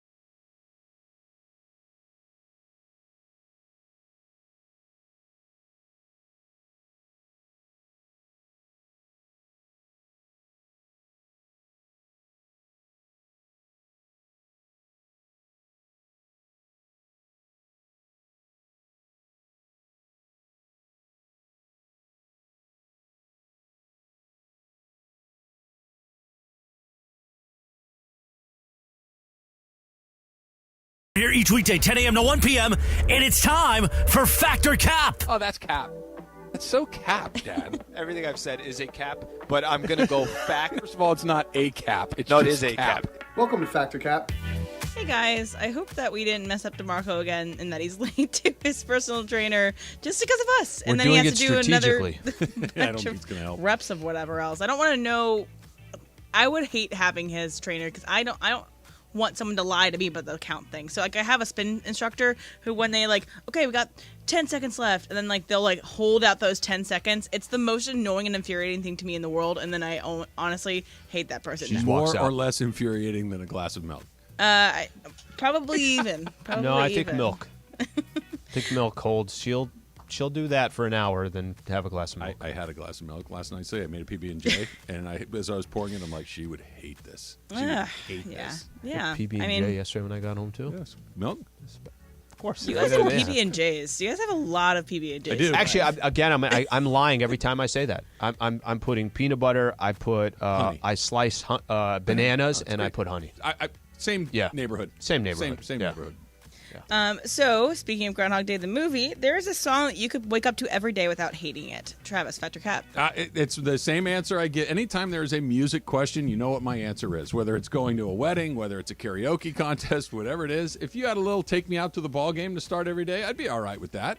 I love baseball. I like that song. It's short. It's lively. It's upbeat. It's got an organ. It's got an organ. It puts you in a good mood. Who doesn't like singing? It's about Cracker Jacks and peanuts and all of the wonderful things. And you can make it about the Dodgers if you want. I do take me out to the ball game every day. Al?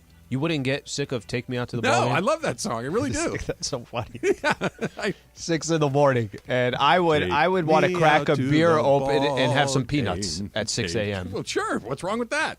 You just made my case for me. Exactly right. All right, if I put next to you, if I let you hear that song, and then the very next day I put a upbeat Bob Marley song, I think you'd start going Bob Marley. No, it's not my jam. I know that you like it, and I'm not trying to... But it's like, it's not my lane. No? Okay, so I'm going Bob Marley.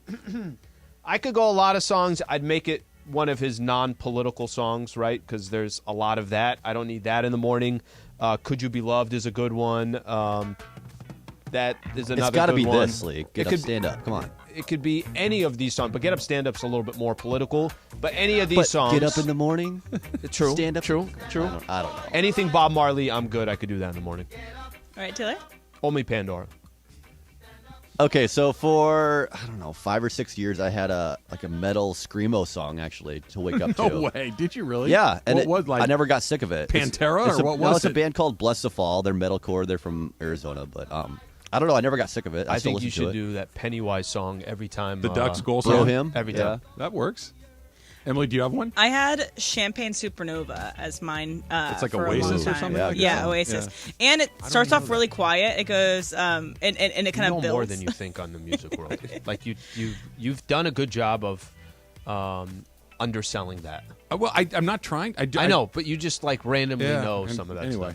But yeah, Champagne Supernova starts off with like wave sounds and stuff like that. So it kind of is like an easier way into it, and then it kind of builds, and so you should wake up by the end of the chorus. And that's why I liked it. That's why I know Morales' song. The pony. Every morning. It's the only way he gets up.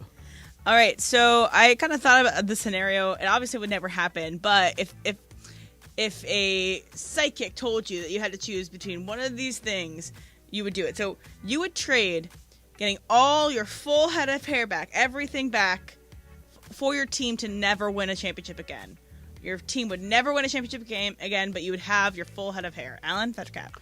So, listen, would I like a full head of hair? I would, but I'm also used to it, and I don't even think twice about it anymore. So, if I need to get my championship, I hold, it's such a selfish thing to do. If I'm just, hey, I want a full head of hair, but the squads I cheer for never win a championship, I'm a team player in all this. Give the squads a championship, and I will continue with my no hair. Trav? Yeah, I don't have a lot to add to that. I think that's right. I don't really care that I'm going bald. I prefer not to, but it doesn't bother me all that much. And I think as men, you kind of, especially men of a certain age, and, I'm in midst of my dad life, if I'm a little bald, I can deal with that. I'd really like to see the Dodgers win the World Series again. I really would like to see that happen. If the question was, you can have a perm, like we're talking real hair, then, everyone can suffer. A little different. Taylor? The king. Bad question for him. He has his hair. Yeah, but I already know How about- Taylor's answer. Taylor, if the question was, hey, you're going to go bald tomorrow, but the Kings are going to win a chip, you're Just going one? bald, buddy. Just one chip? He's negotiating. I haven't been in the playoffs since 2006. He wants multiple championships. It's one championship, but I it's want a against three-peat sleeve. it's against the best team in the league. Okay, I'll do it. Fine. All right, so you're gonna go. What if you have He's like not one happy. of those really bad bald heads with like all stringy on top and just a little bit like it just? I find out I have a birthmark. You have a good bald head. Okay, but people who try to save, like they're saving, right? Whatever's work, It and does. it doesn't really do anything. I couldn't agree with you more, but you know how often you see it. It's not an unusual thing to spot. People do it all the time. Like, speaking of great Bill Murray movies, Kingpin, Bill Murray's hair in Kingpin. Oh, what if you yeah. end up with one of those? Now what do you do? Oof. You know who it was in the this is actually pretty funny. During the World Cup, the coverage, Landon Donovan. I don't know if you ever watched him at all, but Landon Donovan had, bro, shave your head. And he said on the air, my wife won't let me shave my head. I'm like, that's the perfect answer. It's the That's only it. answer. Now we all It's know, the only and we'll answer. never ask you again. All right, so one of my friends is moving out, of our house, one of my roommates, and so there's certain things that I'm trying to look for on Facebook Marketplace to replace because they were his, and so he's taking them with him. So there are certain things that you should not buy secondhand. Taylor, Factor Cap. Swim trunks, underwear, just stuff like Toothbrush. that. Yeah, toothbrush, anything Deodorant. hygienic. But I'm not opposed to getting a couch. I think I draw the line at mattress. Mattress is Yeah. really nasty. But What a couch would about be fine. bed frames? Bed frames are fine. Yeah, you're good. Trev? I'm the wrong person to ask with this. I like to buy new things. I like to have my own stuff. I like to know that no one else Must be has nice. fouled it. And look, I'm not arguing that. I'm very fortunate, and Susan and I like to think that we work pretty hard. I'm going to buy new things. Secondhand stuff, unless it's specifically supposed to be secondhand. Vintage. Right. Yeah. Vintage is different, but if I'm looking for something, I would like to buy something new. All right, anything that is the couch, the bed, stuff like that, I'm going to steer away from. Sheets. But if Well, cars Go you to can a buy hotel secondhand, and too. Cars Airbnb. cars are different. I'll buy a used car for sure. I think stuff like a desk, I think if it's maybe not the best, outdoor stuff, outdoor furniture, stuff like that, where you're not, the actual cushion is, okay, I could go get my own cushion. I think things like that is very reasonable. But the actual, I'm sitting on this thing every single day, I'd like to get something new. What about TVs? Yeah, TV's fine. Or like electronics? Would you get refurbished electronics instead of getting new ones? So here's my thing: if you buy I something don't new, have a problem with that. It's just in today's world, they're like not- $300. And if they break, they'll take them back if it's new. If you buy a TV at Costco and it breaks, they're going to take it back and give you another one. If you buy it from the marketplace, you're stuck with it.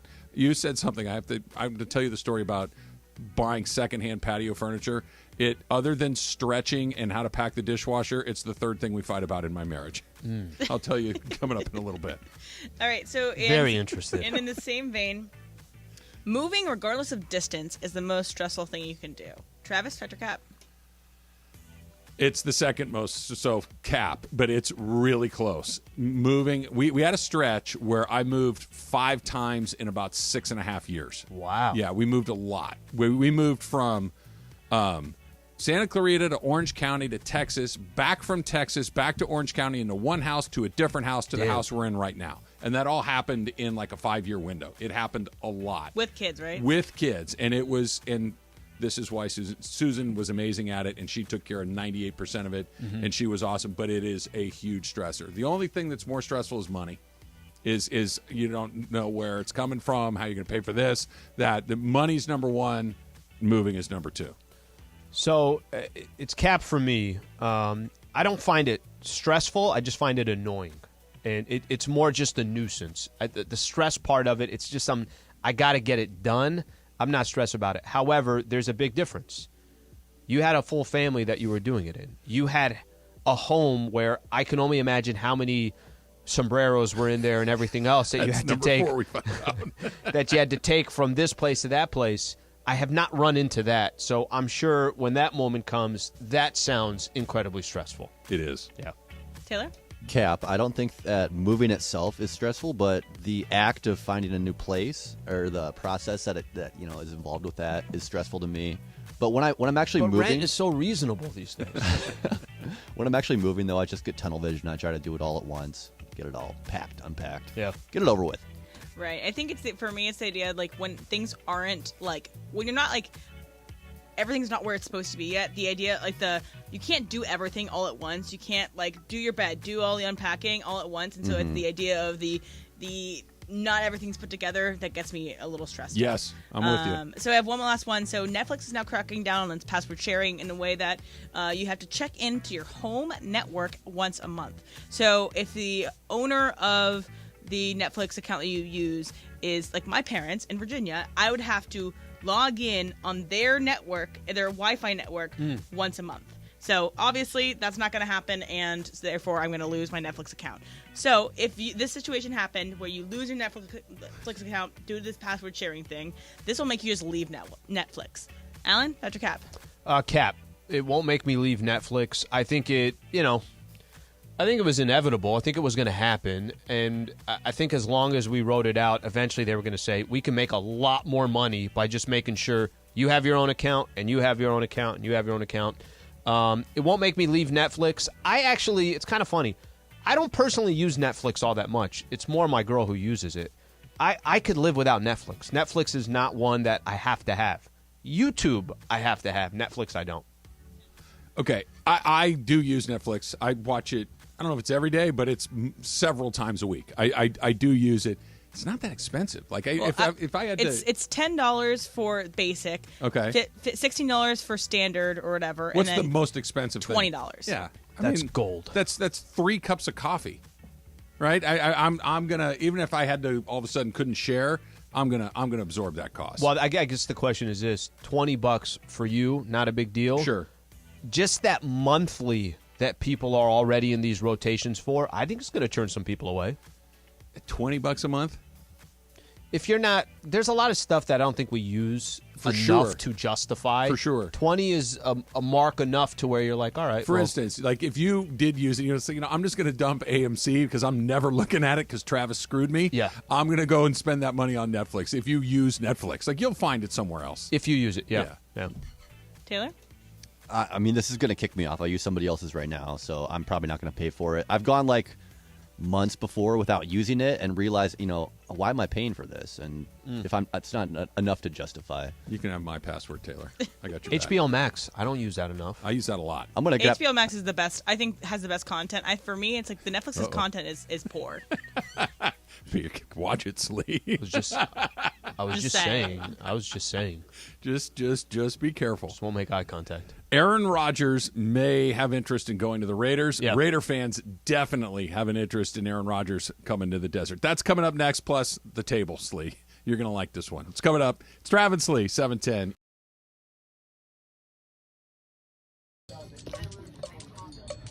One, two, three, four. 1, 2, 3, 4, 5, 6, 7, 8. There is no mistake. There's no mistake. There's mistake. The mistake.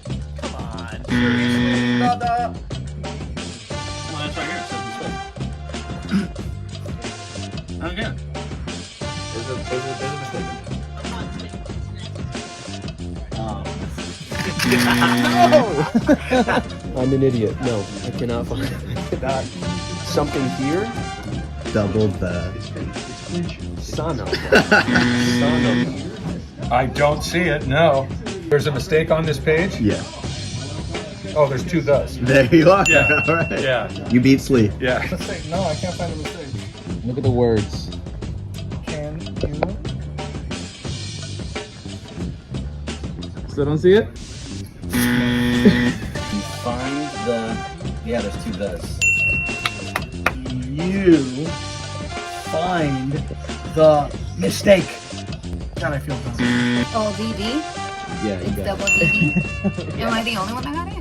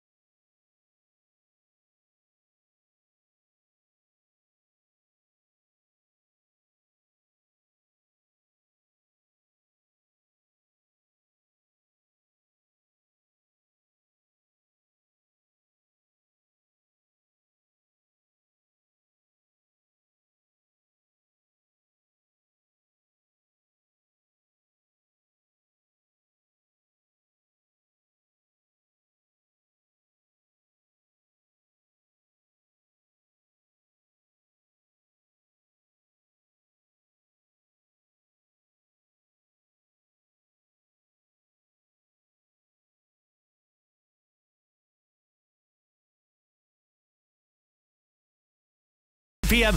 This is Travis and Sliwa on 710 ESPN. So were you hoping that if you kept playing it, I would eventually make the joke that this is like Groundhog Day, the same song over and over again?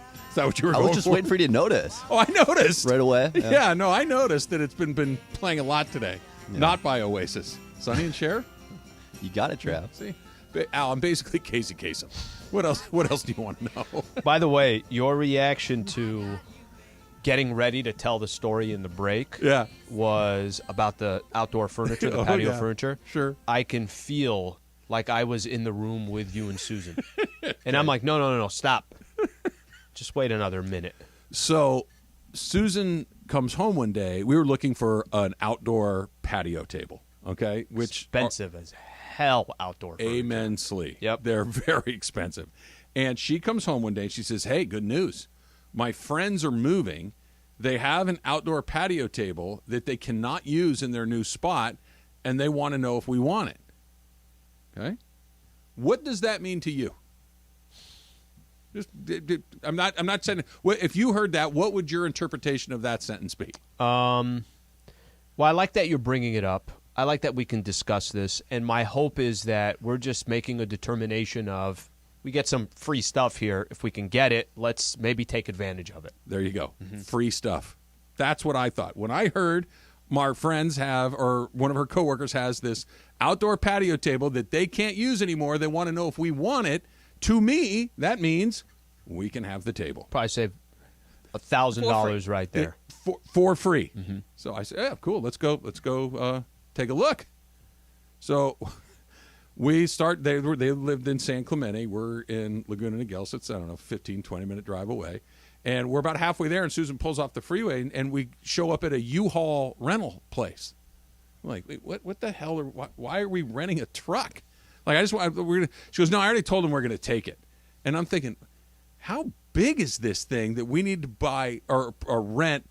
And Al, it wasn't like a pickup. It was a U-Haul truck that you use to move. You know how they have the different sizes on the trucks? Yes, it was the middle truck. It wasn't like the 18-wheeler, but it was the middle one. Damn, that's big. Okay?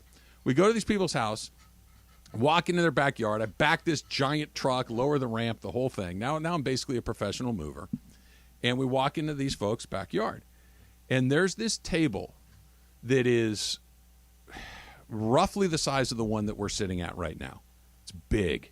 Okay? It's a little narrower, but it's about this long. It's probably 10 feet long. So you're easily probably sitting 10 to 12 people. It could seat 16 easily. It's huge. That's big. Yep. It's huge. It's also made out of wood. All of it. Tabletop, legs, bottom, everything. It's wood. So that it weighs 3,000 pounds. It was so heavy. Damn. It also had been left outside for a very long time. Mm-hmm. Okay? It's splintered. It's buckling. It's warped. It's badly damaged. It's wood. It's California in the sun. Mm-hmm. The wood. Okay? I'm looking at this thing going, I don't know, this thing's a piece of you-know-what, but since I already told them we were going to take it, so we rented the truck. We'll just take it and we'll figure it out from there. I'm like, I really don't want this table. Sure. And nor do I want to take it and figure it out from there. Of course not, Al. Yeah. So, unless Susan's listening, then I'm completely on her side. We get the thing into the truck finally. Me and the other guy, and both went. We took 4 people to move. The table weighed at least 600 pounds. Do you know how happy they were you guys came over? We were a junk removal service for them. Yes. Wait. I see Susan open up her purse and start to pay them. Sure. Sorry for the inconvenience. And I don't say anything in the moment, obviously, because I'm not a maniac. Yep. But we get in the truck, I'm like, pop. Did you just pay for that table? Yeah, I told them we'd give, I forget what it was, a couple $100 or whatever. I'm like, it's junk. It's a piece of you-know-what.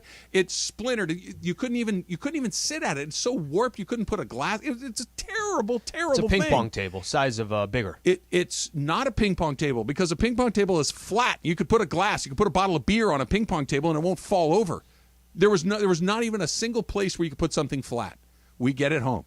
I'm going to refurbish it. I said, you're not. You're not going to refurbish it. You don't know how to do it. B, we have little kids. You don't have time to do it. And C, I know you. You will never, ever do that. I will do it. Fast forward 10 years or so. Sure.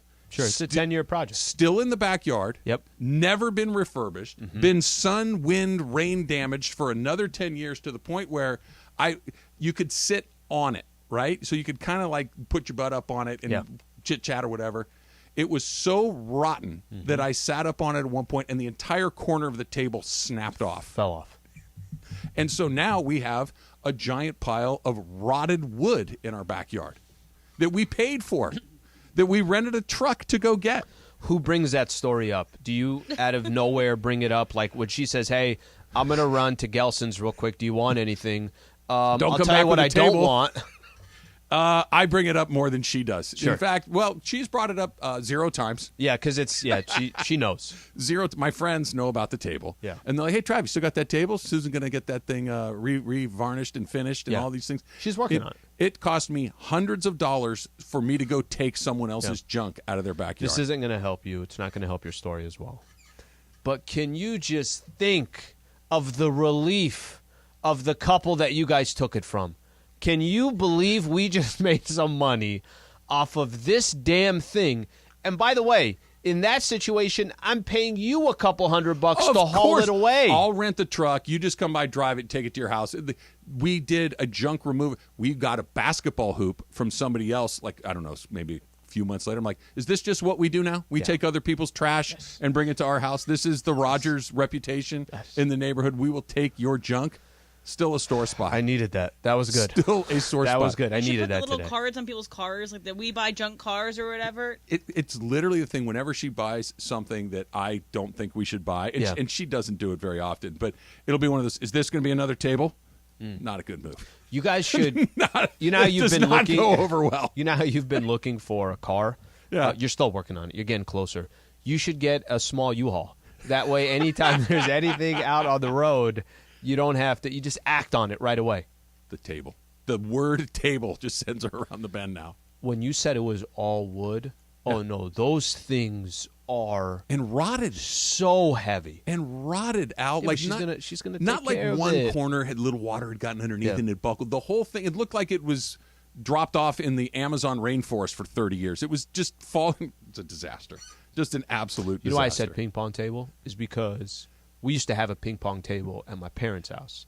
And that table would sit outside. And the only thing, we didn't put a cover on. The only thing we did, we'd fold it up. Fold it up, yeah. But it would rain, it would this, all that stuff. So you hit one down the line, there's nothing bouncing. Waterlogged. There's nothing bouncing there. No tables for the Rodgers. We went out. You know what we bought? A new table. You know what it's made out of? Glass. That was good, man.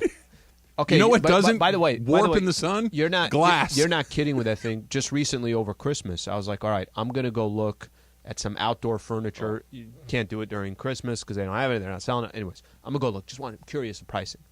I'm like, damn, that's $2,000. What the hell is that? There's 3 chairs and a small table. I've got a pile of rotted wood that used to be a table. If you want to swing by and give me $300 for Sure. it, You can refurbish it. yeah. I'm Just have interested. Lady Slee sand it down a little bit. Put a fresh coat of lacquer on there. Good as new. I will tell you, she would say, yeah, it ain't coming home. It was so. That, sombreros, and stretching. Yes. Those are the things are the that we 3. argue about. Raider fans are in on Aaron Rodgers. That's next. It's Travis Lee, 710 ESPN. Every 60 seconds, there are 861 car accidents in the U.S.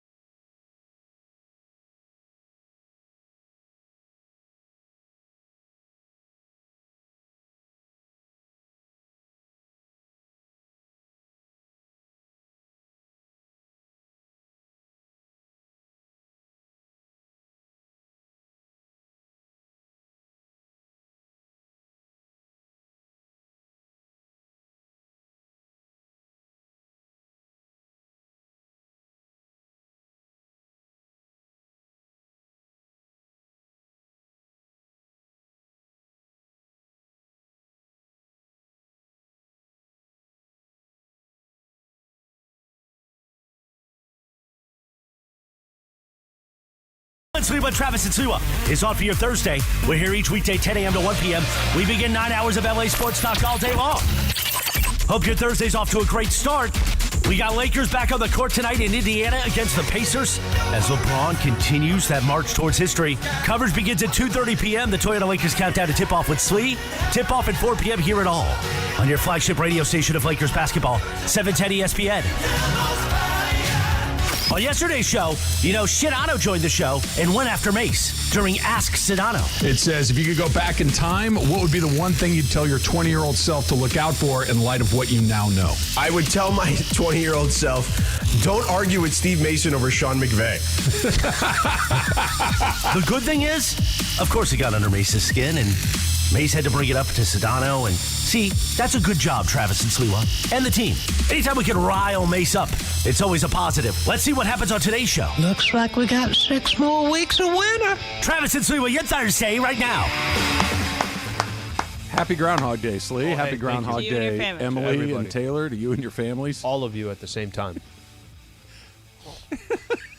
He's like offering a blessing, like you're doing the sacraments. Yeah, but the speech was, we heard earlier, I felt like I was at church. Yeah, that was... Now on this February 2nd. How about this? Hey, I know we're all kind of just out here to goof around and take a couple hours off of work, and let's all have a couple of beers, and let's see what the Groundhog's up to. It's not funny.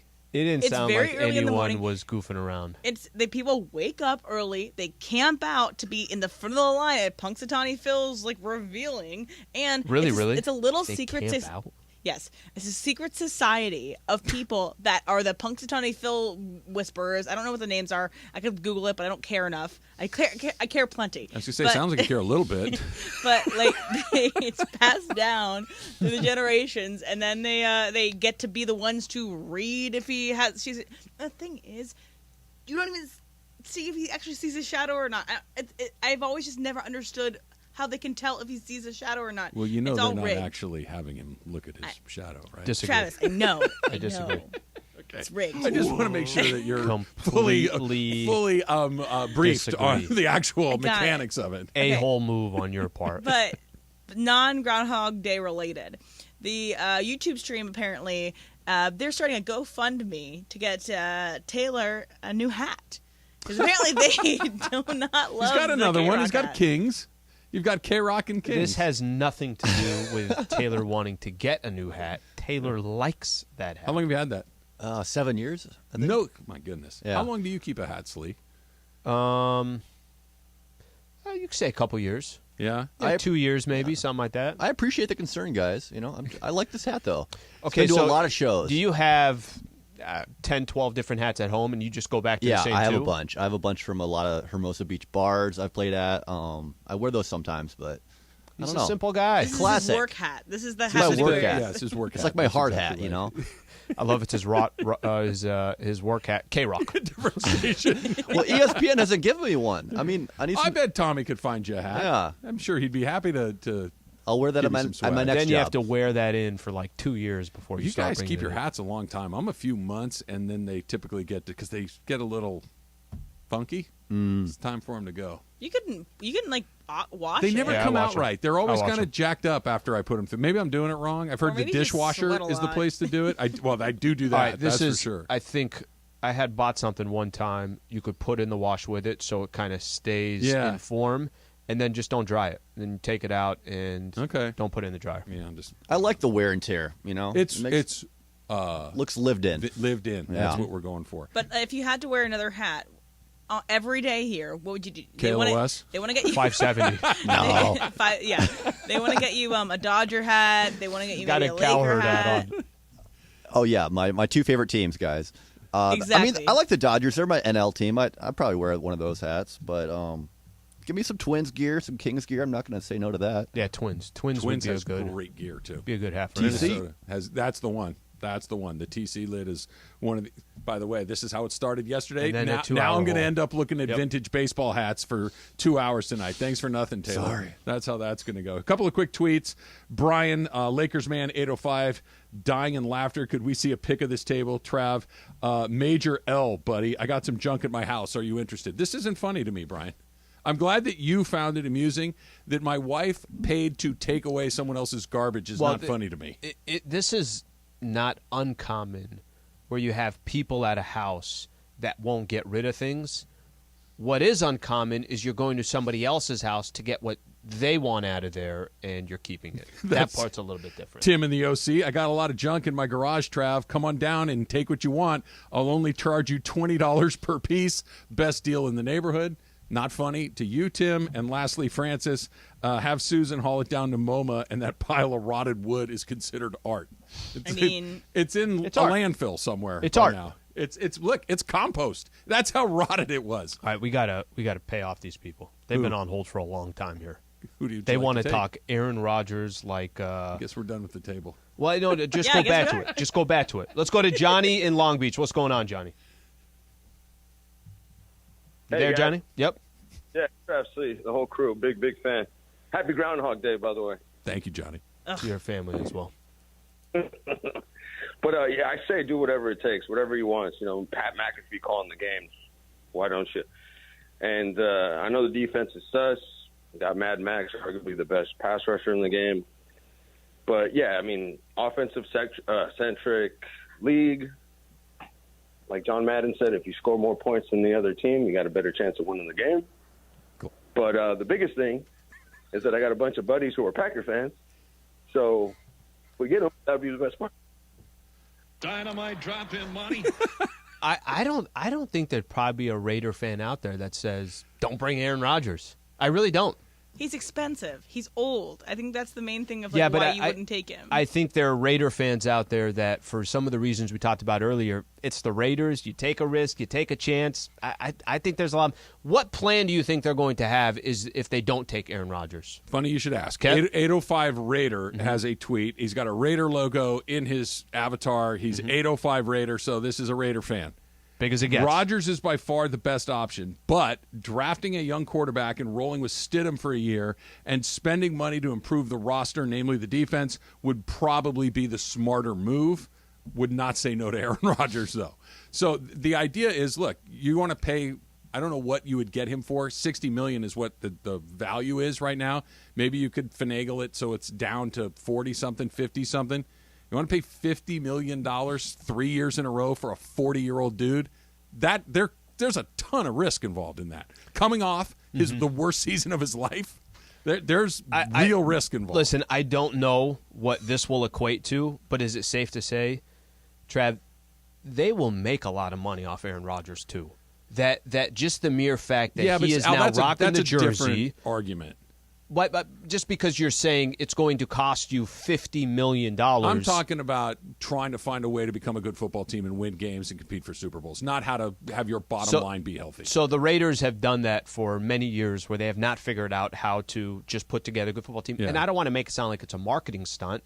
I'm not saying go get Aaron Rodgers from that perspective, but of your options out there in a division, by the way, if it's not going to be Aaron Rodgers, then I do agree with, okay, reset this whole thing and kind of figure it out from there. It's about championship window. And so if they get Aaron Rodgers on their team, they're in their championship window. Because Aaron Rodgers expects to go to a place and win championships. Maybe, though, right? Maybe. But it puts the pressure on you. It's almost as if it's like a LeBron coming to a team. It attracts people to you. It adds championship caliber to you. But if you don't get Aaron Rodgers, if you do what 805 Raider says, and you build up, you have a future. But I don't know if the LeBron thing is a fair comp. LeBron is a guy that had been to the finals 9 times prior to getting here, was not coming off the worst season of his career, was not a one-time, finals appearance from, by the way, more than 10 years ago. Like that's not that it's a little different to me that LeBron was still in the window. Aaron Rodgers potentially could be out of it. I would do it if I were the Raiders because I'm not a Raider fan, so I don't really care. I think it would be super fun to watch, but there's an argument to be made for the football that and it's there's an reckless. argument that it's a really bad idea. He's incredibly expensive. I think he's the second most expensive quarterback in the league, and he's old. And he's coming off a bad year. Do you think we could sit here and have the conversation, but do you think it actually happens? No, because I don't know if you can fit that big of a chunk of money if you don't have a lot of room to start with, and they don't. I know you can, but the cost, not just the economic cost, the roster cost of creating that amount of space. The complications to it. Look at what happened to the Rams when they spent a lot of money on their star players. Aaron Donald, Matthew Stafford, Cooper Kupp, Rob Havenstein. They paid everybody. Yeah. And now said, I don't have a lot of money to pay the rest of the people. And once some guys drop, it got really thin really quick. And that was a Super Bowl winning team. And now you're talking about, hey, which players do you get rid of to go get some of that draft capital back? And the Rams had just won the Super Bowl. The Raiders were the worst team in their division, not named the Denver Broncos. It's a little bit He is the different. most expensive player per year. Yeah. And then the second one is Russell Wilson. So there are two people in the same division. Two bad teams. Joe in Sylmar. Joe, you're on with Trav and Slee. What's up? All right, guys. I'm going to give you a couple of reasons why we need to go after Aaron Rodgers. First off, out of the 11 losses, 9 of them were 7 points or under that the Raiders lost. Out of those 9, we only lost by 3 points. You can't tell me Rodgers can't get you 3 points with Adams, Renfro, Waller, Jacobs in the backfield, 60-yard field goals at chip shots. It will change the team completely. Age 39, he won't be playing in negative 20-degree weather like in Green Bay. He's going to be in the close climate. And if we're worried about money, the vault at the Bellagio has a lot of money. Bellagio, it does. Look, it's not an episode of Ocean's 11. I You're wonder right. if each casino starts contributing Just towards. chip in. When you tip your dealer, every dealer's got to put a buck of that into the Aaron Rodgers fund. You said that he doesn't have to play in that weather. You're right. You know what else he doesn't have to do? He doesn't get to play the Bears twice a year. He doesn't get to play the Lions twice a year. He doesn't get to play the Packers twice, or the Vikings a couple of times a year. You don't come in as the de facto team to beat in that division like he has for the last 10 years. Patrick Mahomes is Aaron Rodgers. And then Justin Herbert is a very good player. If they ever get that thing squared away, who knows? Sure. The Broncos just Made the hired playoffs, a really, really capable head coach, and you're the next team there. This is not – there's some benefits. There's a lot of negatives. I like this. Well, the one thing that – it's kind of funny. Look back at the Raiders season. He did say something there. How many times the Raiders just screw themselves during the season? Remember the Arizona game? The Rams Rams up game. 16-0. The Rams game, they're up 16. I think it was 16-3. They lost 17-16. Was that the final I think score? that's right. They had games. The Chargers game early on in the season. They had a lot of those games, but we've said this before. Bad teams find ways to lose. The Raiders found ways to lose. The Dodgers are doing a thing that you're not supposed to do. It's coming up next. It's Trav and Slee.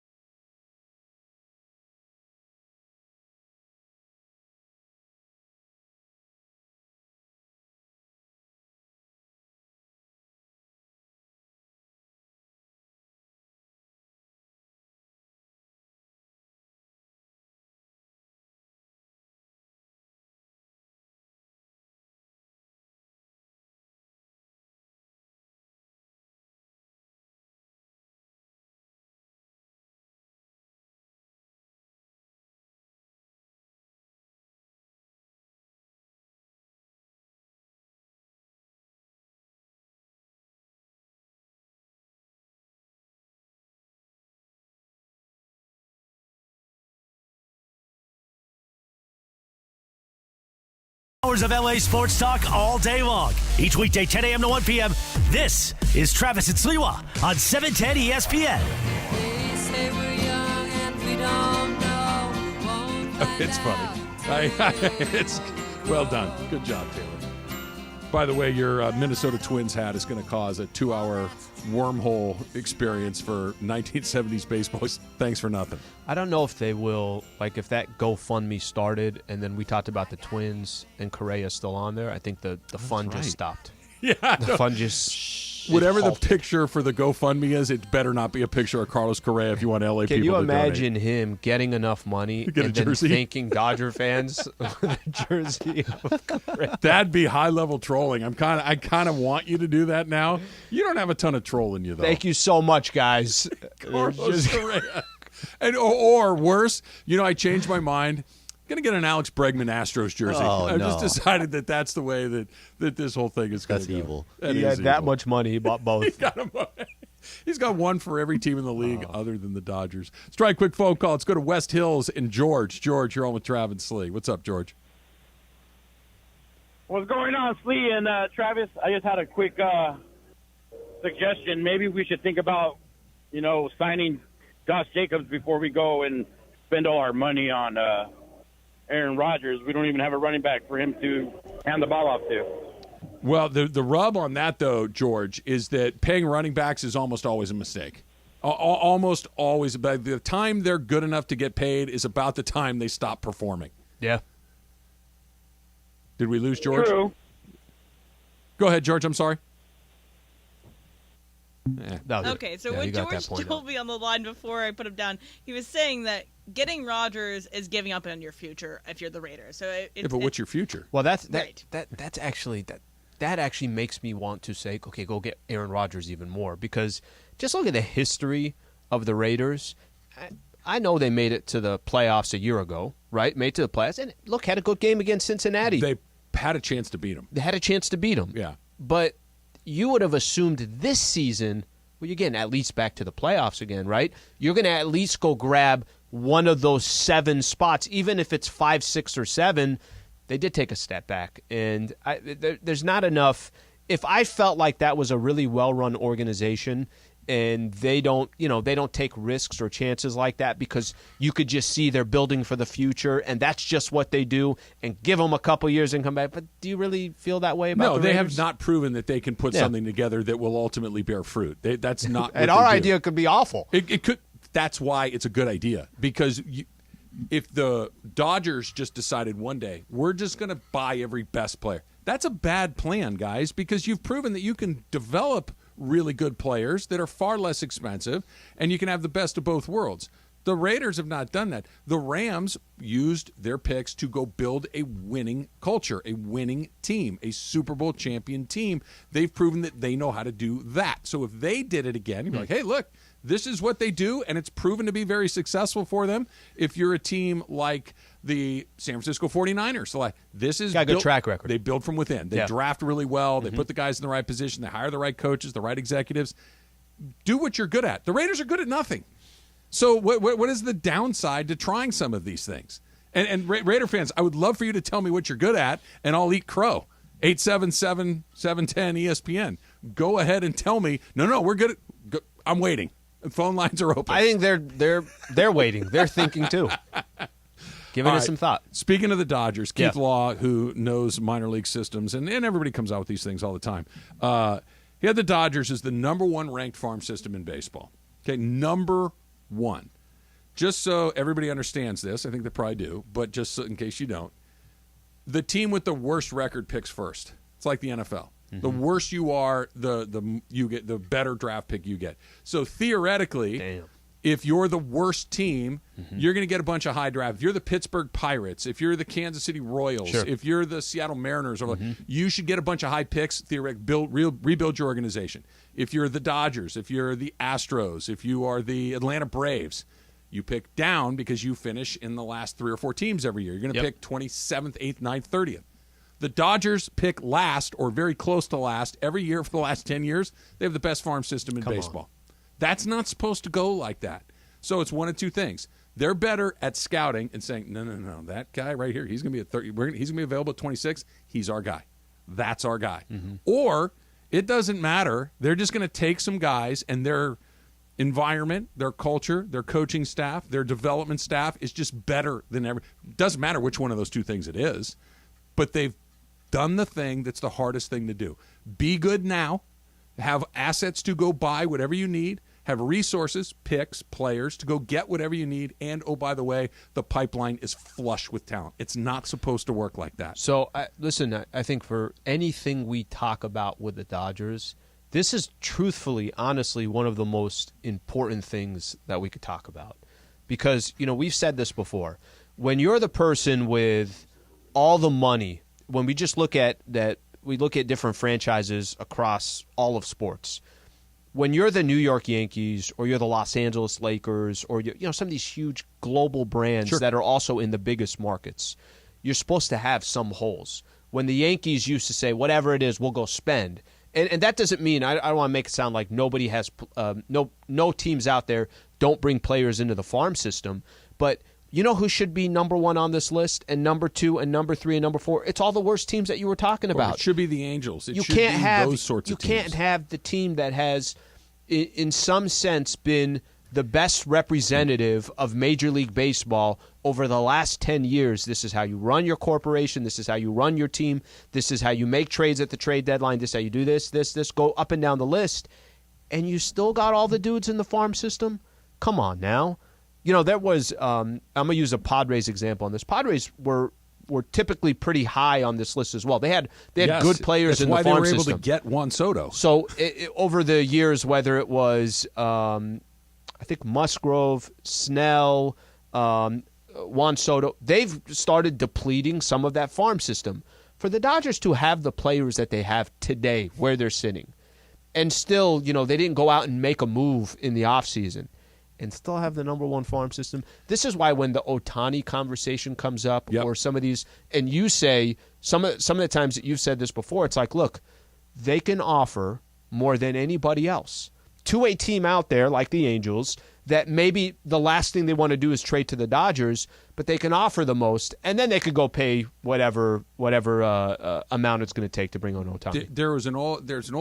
It's Wade Phillips's father, Bum Phillips. He coached the Houston Oilers. He coached the New Orleans Saints, and I forget who said this about him, but there was a line that said, look, he can take his guys and beat your guys, or he can take your guys and beat his guys. That I know how to do this better than you do.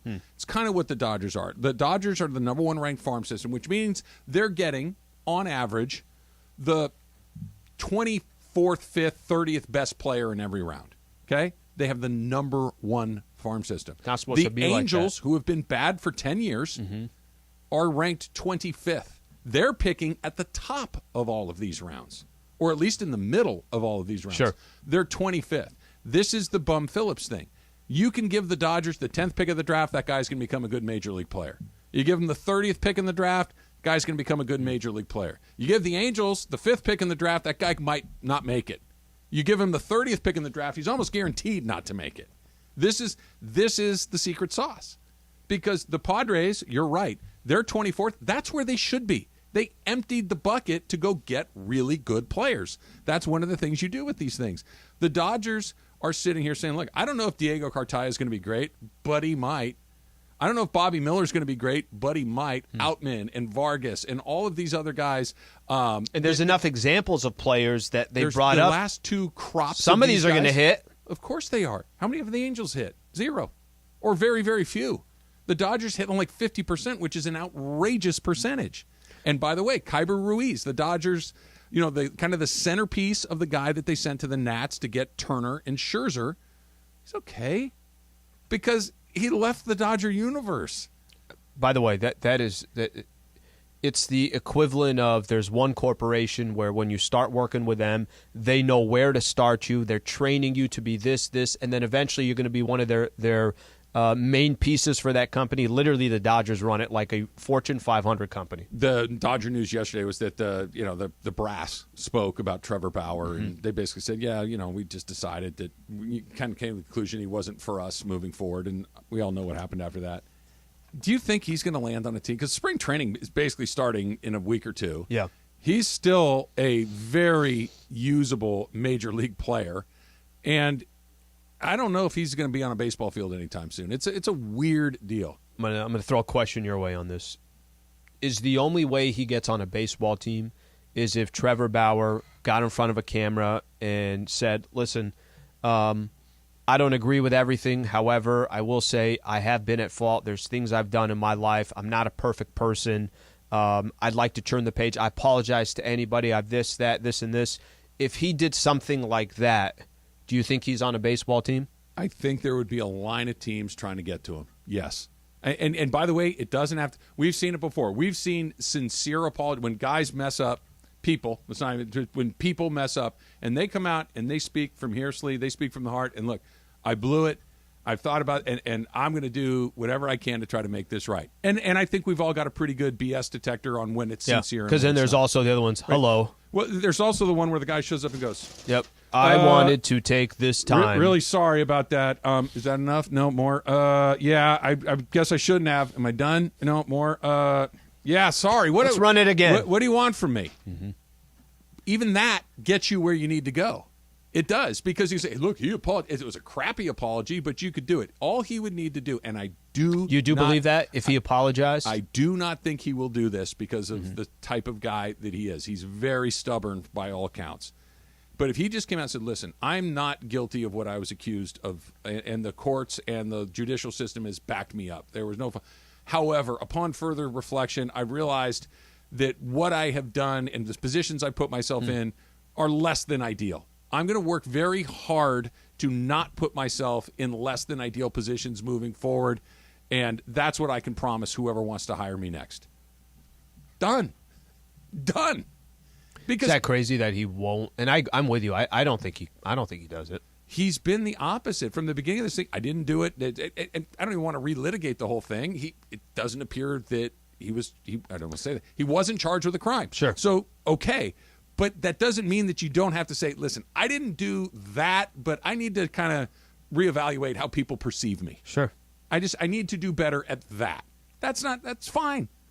He's really, every team in baseball, the reason the Dodgers didn't cut him on the spot is because they were probably trying to find a way to bring him back, or at least try to find a way to get something for him. He's a useful major league player. And I don't know if he plays again. It's because he refuses to kind of engage in that process. I thought when it finally went through that 2-week window, remember it's like, hey, why are the Dodgers taking so long, this and that. I thought at least at that time, I didn't think the Dodgers were bringing him back, but I definitely thought you'd start hearing some stuff of, hey, this Major League Baseball team is interested. Yeah. It's the only thing I've heard is this organization said we have no interest in him. Drop that. There's no conversation to be had. All right. Tua was finally cleared from concussion protocols yesterday. Damn. Right. Which brings up the obvious question. That's next. It's Trav and Slee, 7.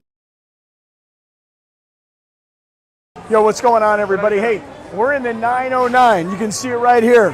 Food, beer, fandom here at Yamavan. I'm going to tell you this, that on the day of the big game, right here in the 909, for every touchdown scored, we're giving away $1,000. They should never have done this with me, because I'm like, yo, now I want to give away a whole bunch of your money. $1,000 per touchdown on the day of the big game. We'll see you here at the 909 out here at Yamavan.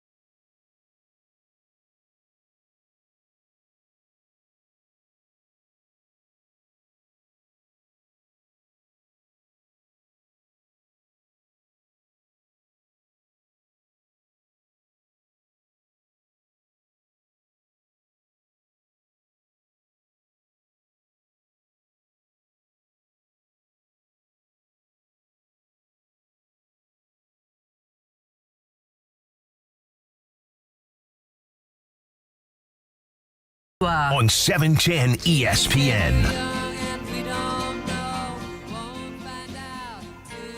It's funny, Slee. Last one. Admit Every it. time. It's funny. It is. It's No, it's pretty good. Hey, were you expecting us not to say anything at some point, or you're like, I don't know. That's eventually Slee at something's gonna least. say? Yeah, I let him take the lead on that one. On which one? It's the music. You're the music guy.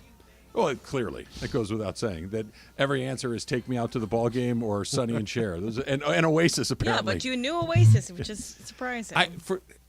Again, that just goes into the category of I don't know why I remember the dumbest thing. I remember that UL Washington used to wear have a toothpick when he played short in 1978. I remember that. I don't remember the name of my kid's principal at their school. That seems to be more important information. I don't remember my own principal. You have random things that you'll remember. It's weird. Somebody brought this up, too. Eddie Carrillo online says, guys, the Dodgers scouting/development's even more impressive because of going over the tax threshold multiple years in a row. LA gets bumped back 10 or so spots out of the first round, 40th or so, and they get less money for international signings. Yes, you're right about that. That when you spend a lot of money and when you have a lot of success, there are penalties that come along with it. But the Bauer thing has something to do with that. Well, the Bauer thing puts them over the threshold, so they have to pay additional tax. Yep. And the more tax you pay, the more you drop. If you are really good at this for a very long time, they want to push you back down. The idea is to have all 30 teams be competitive, and the Dodgers have a skeleton key for it. You could do everything you can to make something an equal playing field. When one organization operates a certain way, that's much more. It's not just, and that's the thing. It's not, hey, they got an advantage because they're in L.A. Yeah. That's one of their advantages. They use that to their advantage, but it's not their only advantage. Let's try a phone call. Simi Valley and Rick. Rick, you're on with Trav and Slee. What's up, Rick? Not much, guys. Thank you very much. I wanted to talk about the Dodgers, but I do want to say that, Slee, definitely check out What About Bob. It's incredible. That's 3 people in a row now, so okay, I'm in. I'm in. Yeah, I mean, for sure. I saw that on my birthday when it came out in the theater and literally fell out of my chair. It was incredible. Yeah. So I had this idea. There's a lot of talk about possibly going for Ohtani, and if I'm not mistaken, Soto is a free agent next year. And I wonder if maybe Soto would be the better option if it's not possible to get Ohtani, or if there's concerns about him doing both and maybe breaking down at one point. I love Soto. I love his attitude. I love everything he brings, and I just wanted to get your thoughts on that. So, Rick, I'm going to give you the timing on this because the timing is different. Ohtani will be a free agent at the end of this season. Right. When the Padres made the deal for Soto, they knew they had him for the remainder of last year and 2 more seasons. He's not a free agent until the conclusion of the 2024 season. So the timing won't be the same. Now, they're going to run into some stuff. The Padres are in an interesting spot because Machado's up. Machado's about to get paid, Yeah. and Again. right? Yeah. So he had a 10-year contract. He's 5 years in, or once he gets to 5 years, he's trying to get another 5 years on top of that. They got some pitchers they're going to have to figure out. Blake Snell, I think Darvish might be his final year as well. And the Juan Soto part of it, what do you do, Trav, if you're the Padres? And by the time, let's say, this season is done, and you're getting closer to the trade deadline of the following season, and that's he's a Scott Boras too, right? Which one? Soto. He is. And he does something similar here where he's like, we're just going to go hit the market. We're going to go hit the market. Now you gave up all those assets that you had, which, listen, I get why they did it. Sure. But you got to hit it. You're basically now giving yourself, we got 1 year to cash in. We have to win a World Series to cash in. So then at that point, do you say, we're just going to run out Soto's contract till the end? Or do you try to get some stuff at the deadline if you don't think you're going to bring him back? If you don't think you're going to bring him back, you have to move him. That's kind of just baseball executive 101, unless you really think you have a great chance of winning a World Series. Which they'll probably be in the mix here for the next 2 years. Yes, I think they're likely. Darvish is up at the end of this year, so he's kind of the same class as Ohtani.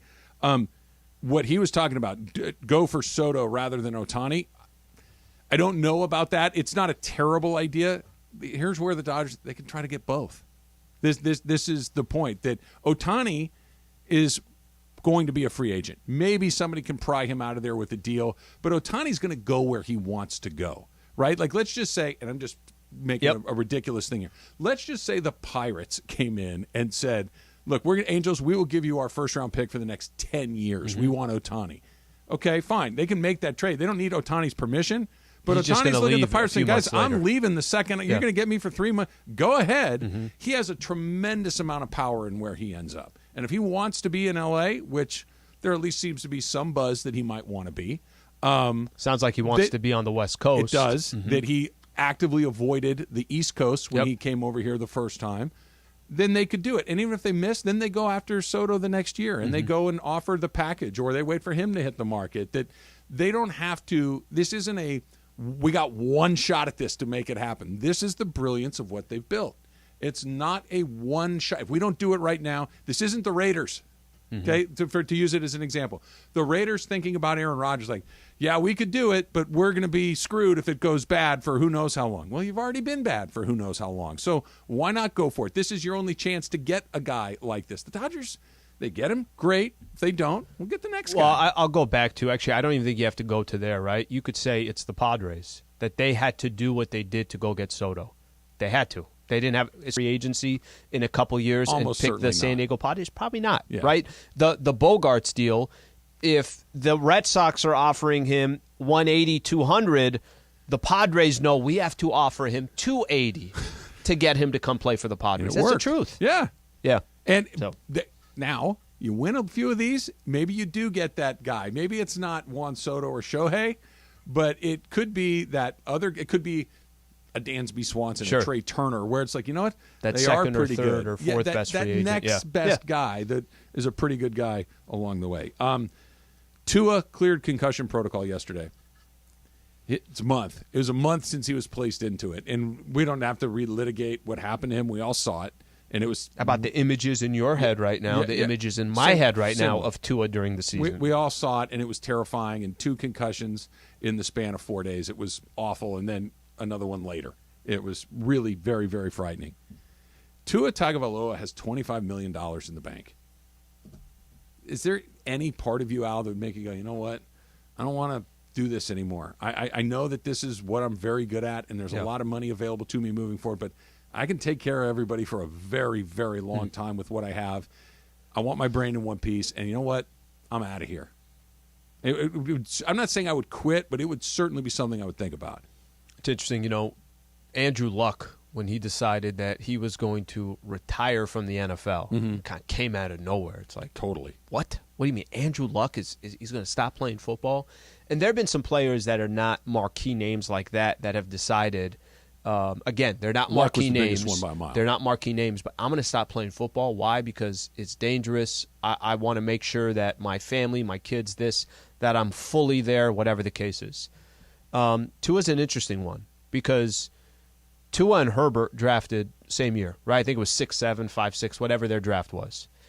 So, and I only bring that up is because Herbert's brand new in the league, and we spent a lot of time talking about him, and it just kind of puts into perspective. No. Tua and Herbert are incredibly young, right? Yes. And you talk about Herbert being kind of the future of potentially the future in the NFL over the next 10 years, whatever the case is. If Tua stopped playing tomorrow and he said, I got $25 million in the bank, let me do other things, I could still find a way to stay around football, but I don't want to do that anymore. I don't think anybody would fault him. No. Right? And that's do I think that's going to happen? No, I don't. Do I think that if Tua were your son, what would you tell him? If Tua were your brother, what would you tell him? Hey, man, I want both of us to be 80 someday, and I want you to know that I'm your brother. And we've seen this happen way too often. We know that a bunch of concussions in a short period of time is so dangerous. You've made $25 million, man. Tough? I want to live the next 40 years with you. Do you know what's tough with that? What's tough with that is if Tua, for example, is, listen, this is my life. Like, I'm still so young. I cannot envision myself not being on a football field anymore, not going through Tom Brady retired yesterday at age 45, right? Tom Brady, there were times you said, but he never had concussions. You're not wrong. Yeah. You're not wrong. But what I'm saying is that some of these, this is their life. Like, this is what they want to do. And I don't think you're going to stop somebody. It's almost these are not good examples, but there's certain occupations out there that are obviously very, very dangerous. Sure. And people can tell those people, hey, I don't think you should do this because it's dangerous, and they're still going to go do it, right? So that's probably the position too. Is like Herbert gets his ribs broken, and that's incredibly painful, and he can't breathe and all those things, but you're not worried about him having broken ribs when he's 50 or 40. Yeah. If he had a bunch of then it's like, oh, my God. Know. It's just it's such a specific injury, and the likelihood of getting, I mean, it's the NFL. It's the 25 mil I did not know about. $25 million. He's already banked $25 million. That's a lot. The Dump coming up next, plus little super crosstalk. It's Trav and Slee, 710 ES.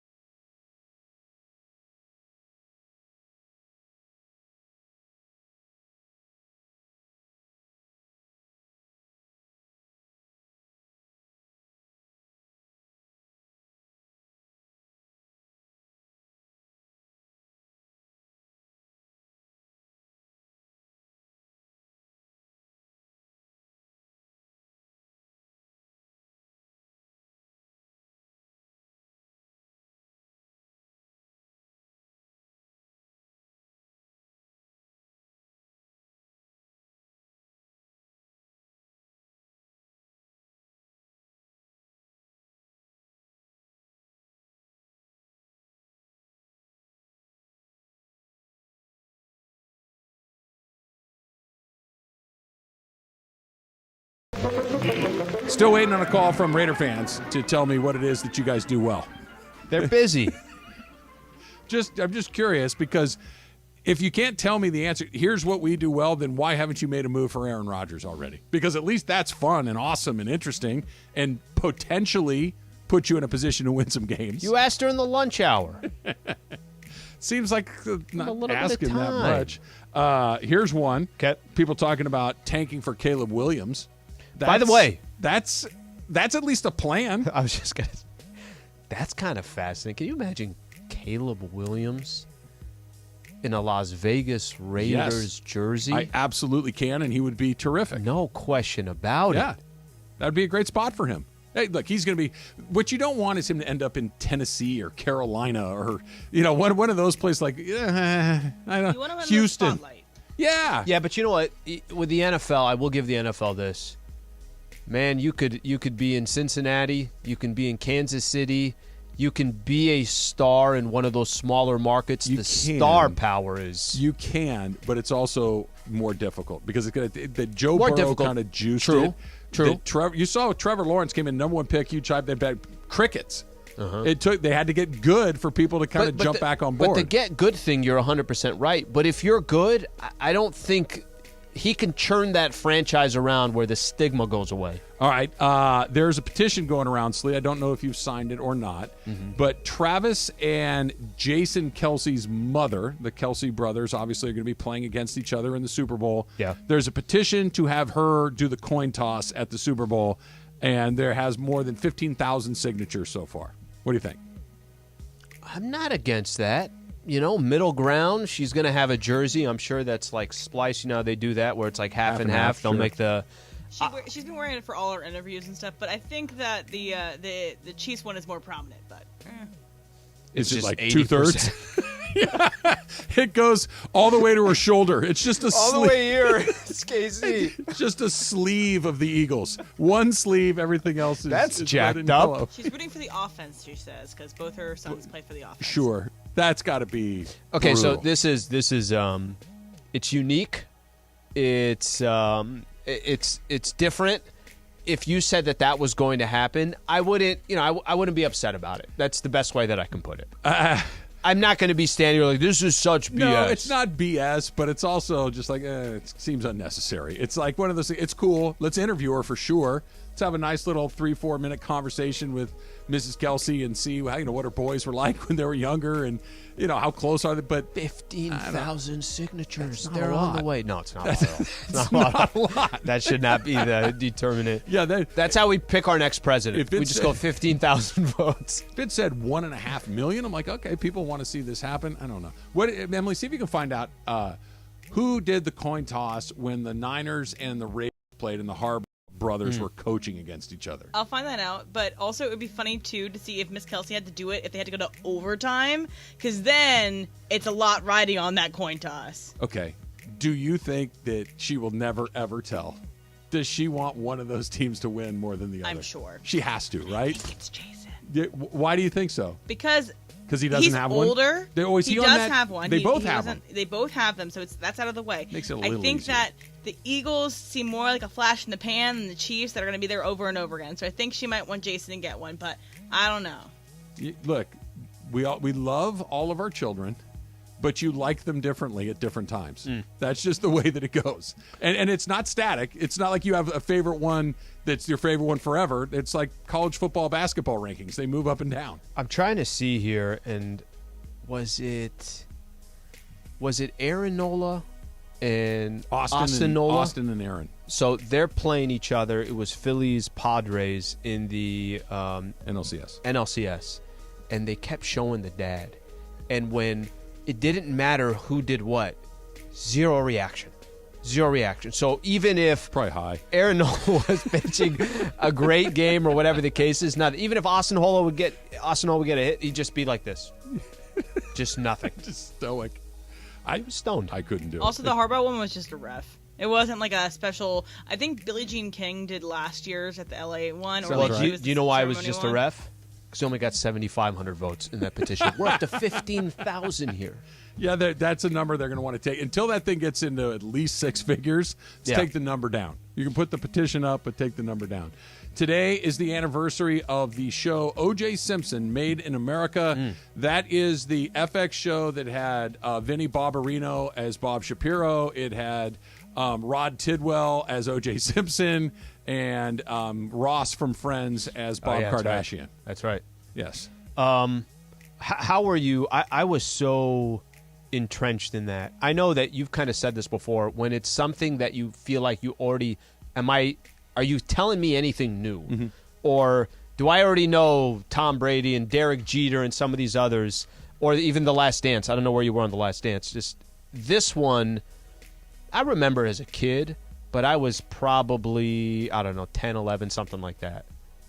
This was an amazing series. I was fully in. Were you fully entrenched in it? I watched every single episode and enjoyed it a great deal. But you didn't learn much? I didn't learn a thing. Okay. Because it was dramatization, and it was an entertaining dramatization, but it was I've read, this is embarrassing to say out loud, I've read multiple O.J. Simpson murder trial books. I am oddly connected to this, and I've told this story a million times. I won't go through all the details. My dad was on the flight from LAX to Chicago with O.J. Simpson. My grandmother lived a stone throw away from where O.J. Simpson lived. I used to see him all the time as a kid at the Brentwood Country Mart. When I'd go to buy baseball cards, he would hang out over there. Like, I've been around that part of town, so I was deeply, deeply fascinated by this when it went down, like most people were, but went above and beyond. So the dramatization of it was fun, but not particularly educational.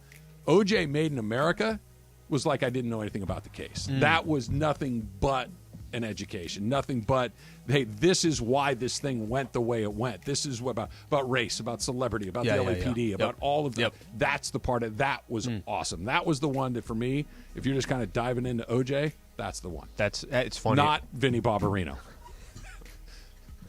I love how you bring that one up. Well, he was. I know. He was Bob Shapiro, and he did a good job. And I forgot about that, but that's one of those characters. I'm like, I can't get Ross out. That was Ross less good. is walking in. That was less good. And Cuba Gooding Jr., I keep calling him Rod Tidwell, that was another character, is not a big man. OJ's a huge guy. And you've got Cuba Gooding playing it like, no, this doesn't work at all. OJ was big and menacing and awesome and all of those things along the way. Let's do a little Supercross talk. ESPN AM 710 Los Angeles. KRDC AM 1110 Pasadena, Los Angeles. K256CX 99.1 FM Pasadena, Los Angeles. It's the greatest segment in LA sports radio history. Oh my God. When the shows come together for magic on the radio. It will only grow stronger. Super Crosstalk. Are we ready for Mason and Ireland to join Travis and Slee? Super Crosstalk begins. Super Crosstalk presented by In-N-Out Burger. In-N-Out. That's what a hamburger is all about. It's time for Super Crosstalk. Woo, woo, woo. There's Mace. Were you guys OJ Made in America fans? Did you like that series? You're talking about the documentary series, right? The dramatization on FX, not the 30 for 30. That was the People versus O.J. Simpson. Oh, did I say it wrong? Yeah, the People versus O.J. Simpson You're right. was on FX. That starred Vinny Barbarino, as I heard you say. That's right. And Rod Tidwell. Yeah. The other one was the documentary that won the Academy Award, which was just unbelievable. Put O.J. into this great historical context. Yes. Amazing. Did you Amazing like doc. the Vinny Barbarino show? You know, I did. I thought it was kind of fun. I mean, like you say, I didn't learn anything from it. And it came out, did it come out before or after O.J. Simpson Made in America? Before. Yeah. I learned way more from the other. You know what the People versus O.J. Simpson did? It reminded me of all the stuff that I'd forgotten about the O.J. case. It was really well acted. It was very well acted across the board. It was very well done. I'm a bit biased because Brian went to high school with Sterling K. Brown. Oh, okay. So I've actually, remember Mace? We actually had him on a show. He played Christopher Darden, right? Yeah, and there was a time I was sitting in. We actually had him on to promote the show. But so I mean, I've known Sterling since he was like an elementary school Now kid. He's way too big to come on this show. Yes, he is. Oh, he's a megastar. Megastar. He's my mom, incredible. oh my God, my mom, loves the entire cast of This Is Us. He is incredibly talented. Yeah. I mean, every movie that he's in, he's a phenomenal actor. So where do you guys come out on this? Like, would you rather watch the FX version of the OJ trial, Winning Time on HBO, that's mostly true, but takes some dramatization, but it's entertainment first and educational second, or do you want the OJ Made in America thing? Because that to me is a better ride than just, that's kind of a retelling of a story I remember. I'd rather go ahead. Go ahead, Andy. I would rather get, assuming I'm going to get a good doc, I'd rather have the good doc because nothing is more compelling or stranger than reality. Very true.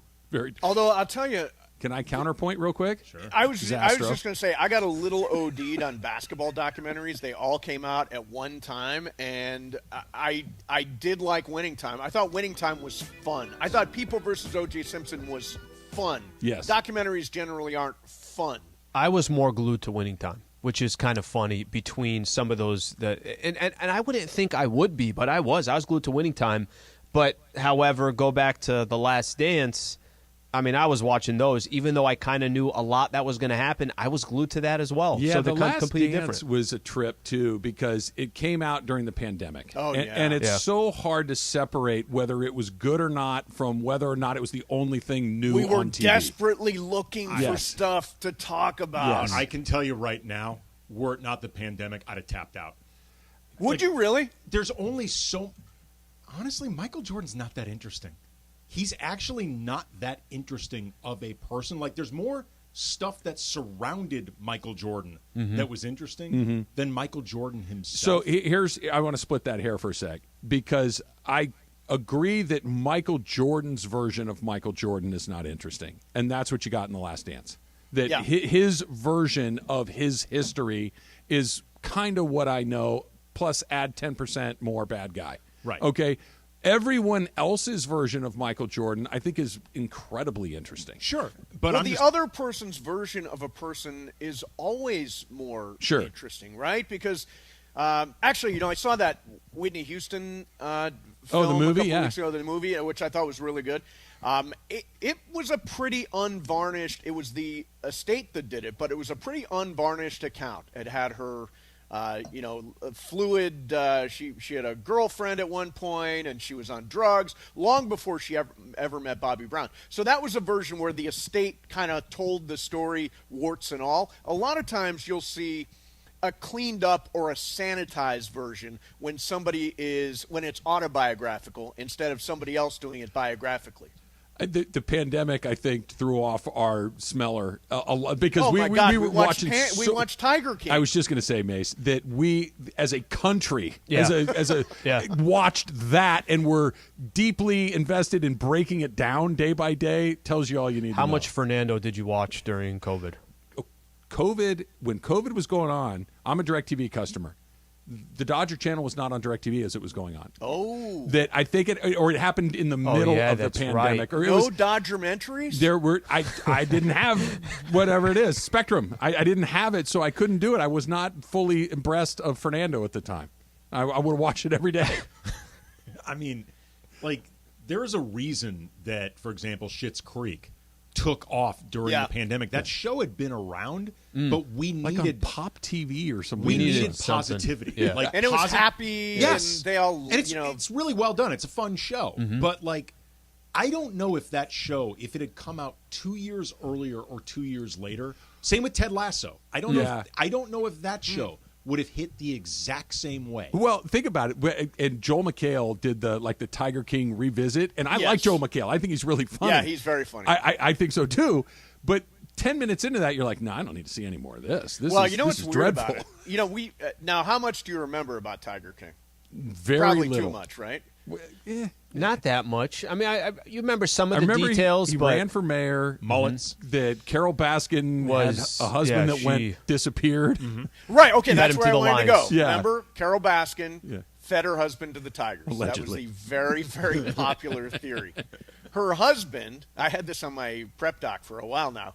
He was cited in Costa Rica. He was found alive, which means that she actually didn't feed Wait her a husband minute. to the tigers. Isn't the source on? Maybe I'm wrong. Was and Carol correct me if I'm Baskin? wrong. Yes, I think the source is Carol Baskin. Oh, really? Carol Baskin's the one that I could reported be her wrong husband was about found this, but alive in Costa Rica? I may be wrong, but I think the source on this is Carol Baskin. Did you feed your husband to the tigers? Nah, saw him in Costa Rica a Yep. couple days ago. He's fine. Yeah. Good enough for me. he had a reservation. He had a great dinner. Good enough for me, Madam Wackadoodle.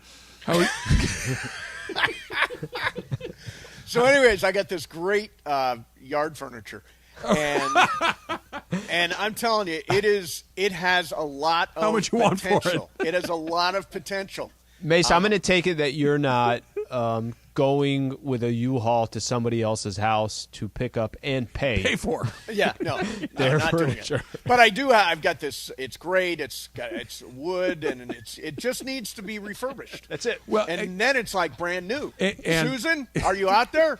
Well, she still has zero experience refurbishing furniture, so it was. I love that story. I love that story. It may. So Do you go through that with Juan as far as like, why are you doing that? We don't need that. Why? No, I'm going to take care. And then it just sits in the house forever and ever. Well, our backyard has been a work in progress since the day we moved in. You guys got and great every setup. year we have a plan. Okay, we're going to put rocks here, and then we're going to plant something there. And it's still the bare backyard it's always been. But there are drawings all over the house. This is what it's going to look like, and it's going to be good. And it's going to be like a waterfall with different colored stones. I'm like, I don't. It's never happening. It's just never happening. By the way, Juan is listening right now. I guarantee you, and he's pissed off. This will be our Japanese garden. We'll put it right it'll be a here. Japanese garden, a Zen garden. Look, I love the idea of just considering remodeling. It's fun to think about. Oh, this would be really nice to have this over here at a Zen garden there. It's a very pleasant intellectual exercise. But when a 600-pound pile of rotted wood actually shows up in your backyard, it's far less fun to Does it still fantasize. have potential? It's compost by now. It's so rotted that it was birds He sat were on a basically corner and eating it fell off. And it just fell right through. I was lucky that I hadn't put my full weight on it, or I probably would have broke my back. I was just kind of leaning up against it, and a giant chunk of it sheared off like a ice shelf in Antarctica. It was terrible. Do you deal with this, Andy? No, do not.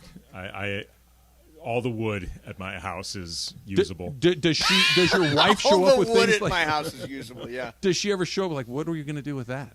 Like, why did you buy that? Well, you know what? She is part of a group called Buy Nothing, where people put stuff on it and you can have it for free, whatever you want. You just are responsible for picking it up. Mm-hmm. And we've gotten a few good things out of that. What the hell is this? Buy Nothing? It's called Buy Nothing.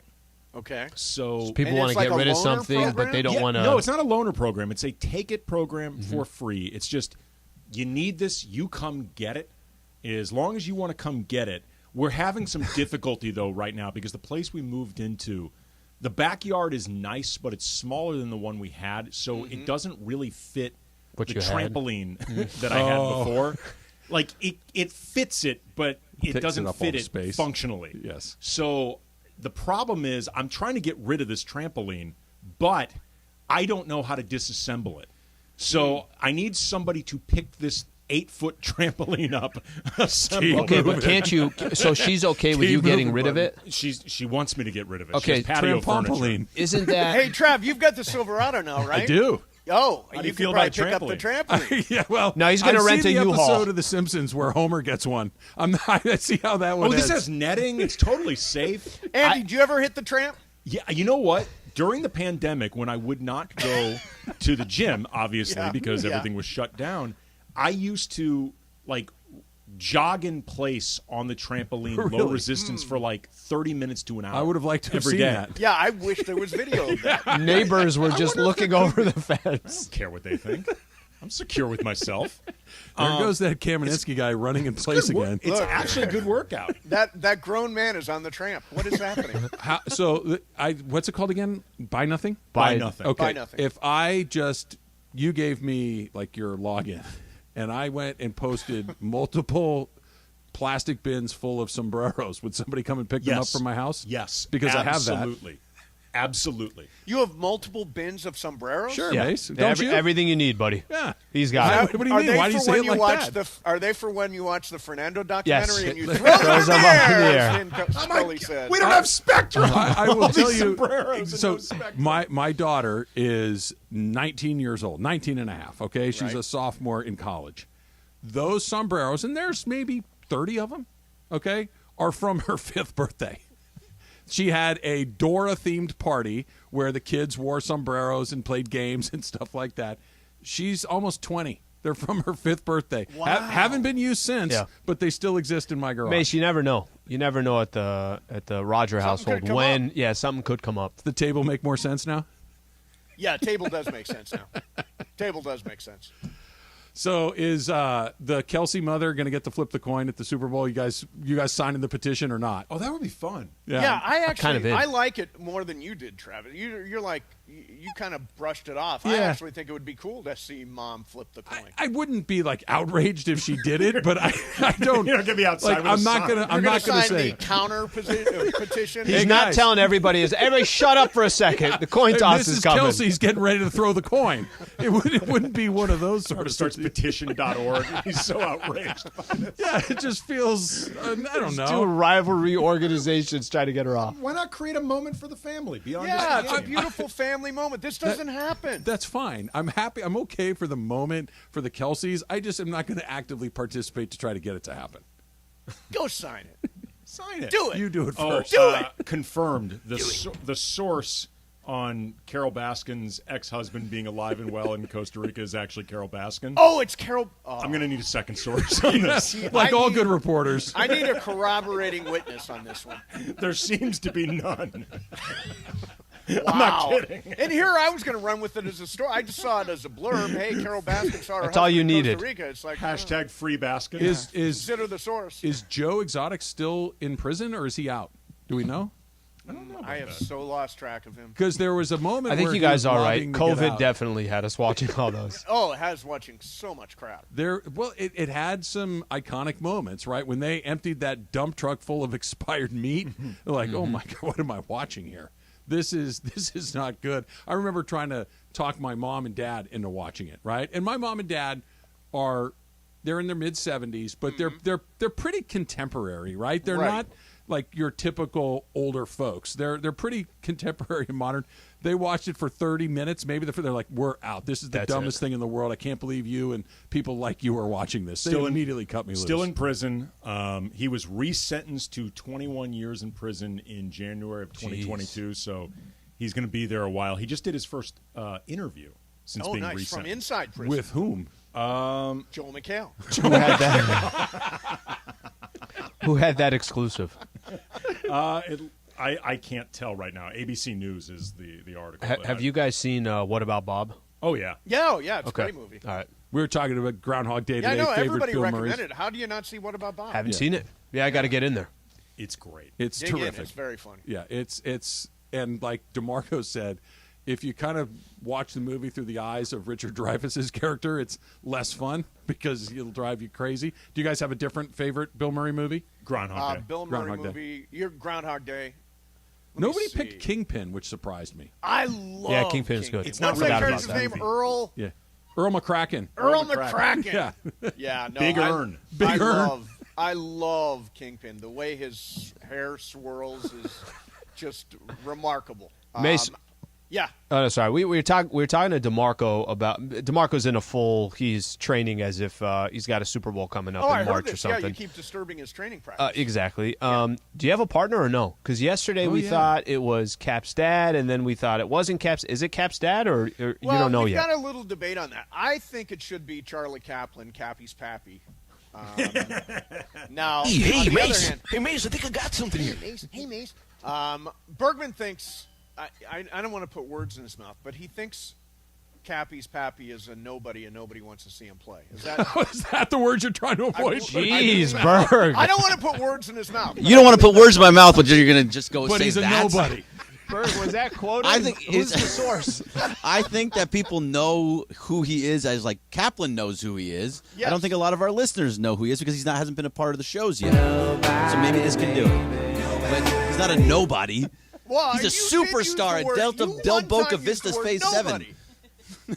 You said nobody. I said nobody knows who he He's the mayor is of outside of Boca. Kaplan. The mayor of Boca. Why are you trying to get me in Charlie trouble, Kaplan. Mace? I Berg, thought we what were if they, friends. I what don't if know they what we're went doing on a run, and all of a sudden they're in like the finals of Can you the. imagine? And Cappy's Pappy's just tearing people up. And Cappy's people Pappy are is apparently- people he are could go carrying him at the end as they hoist the trophy. Everyone will know him.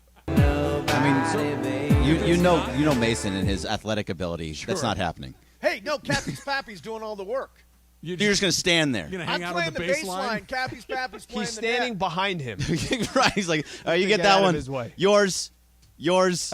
Yours. It's you. It's you. If This it's- one's you. If it's not Cappy's Pappy, do you have a plan B? Plan B is no. I don't really have a plan B. Is there a plan B, Bergman? No, you're by yourself. I'm solo. Yeah, you'll be free to go relax quickly. No, I then. think it's going to be Cappy's Pappy. Good. Regardless of what Bergman says. You should get on like a Zoom with him and get to know each other a little bit before the tournament starts. Yeah. Probably put him on your show. I think we're going to have pickleball practice this weekend. Bergman, are you available for pickleball practice? This weekend? I can make something happen. Yeah, we need somebody who's Come on, like Slee. a really good weekend. instructor. Any other show day. us. Oh, we have one. By the way, we have one. I told the story to Trav, and I was texting with him earlier. Do you know Drew Belzer? Yeah. Oh, yeah. Literally Drew Belzer was a great tennis player. Was a great tennis player, and Mace is so random. I see him at the Laker game. Yep. We're catching up for a second. He's great like, yeah. guy, by the way. Fantastic. Oh, hey, Drew's a great guy. He's like, I have clients that are here that, and it was he mentioned pickleball. I'm like, are you serious here? We have a pickleball tournament coming up. We need to figure out how the hell to play. So I'm supposed to be getting with him pretty soon. And also, nice. we do have one, Mace. We're going to have one next week, I believe, when we get our paddles. Ara Maserlian, I don't know how to say his last name, so sorry if I said that wrong. Yeah, he's active. Into it. Yeah, he's very, recommended very into it. paddles and balls and what sort of surface. I'm like, nice. take it No, easy, I man. intend His to only be, problem is that he's a Clipper fan, so, you know, that's the only problem. I'm not going to win the thing, but I just don't want to. I don't want to lose badly. In That's my order goal. of goals for me, Yeah. walk out under my own power. Yep. No I'm there. injury. And don't be the first.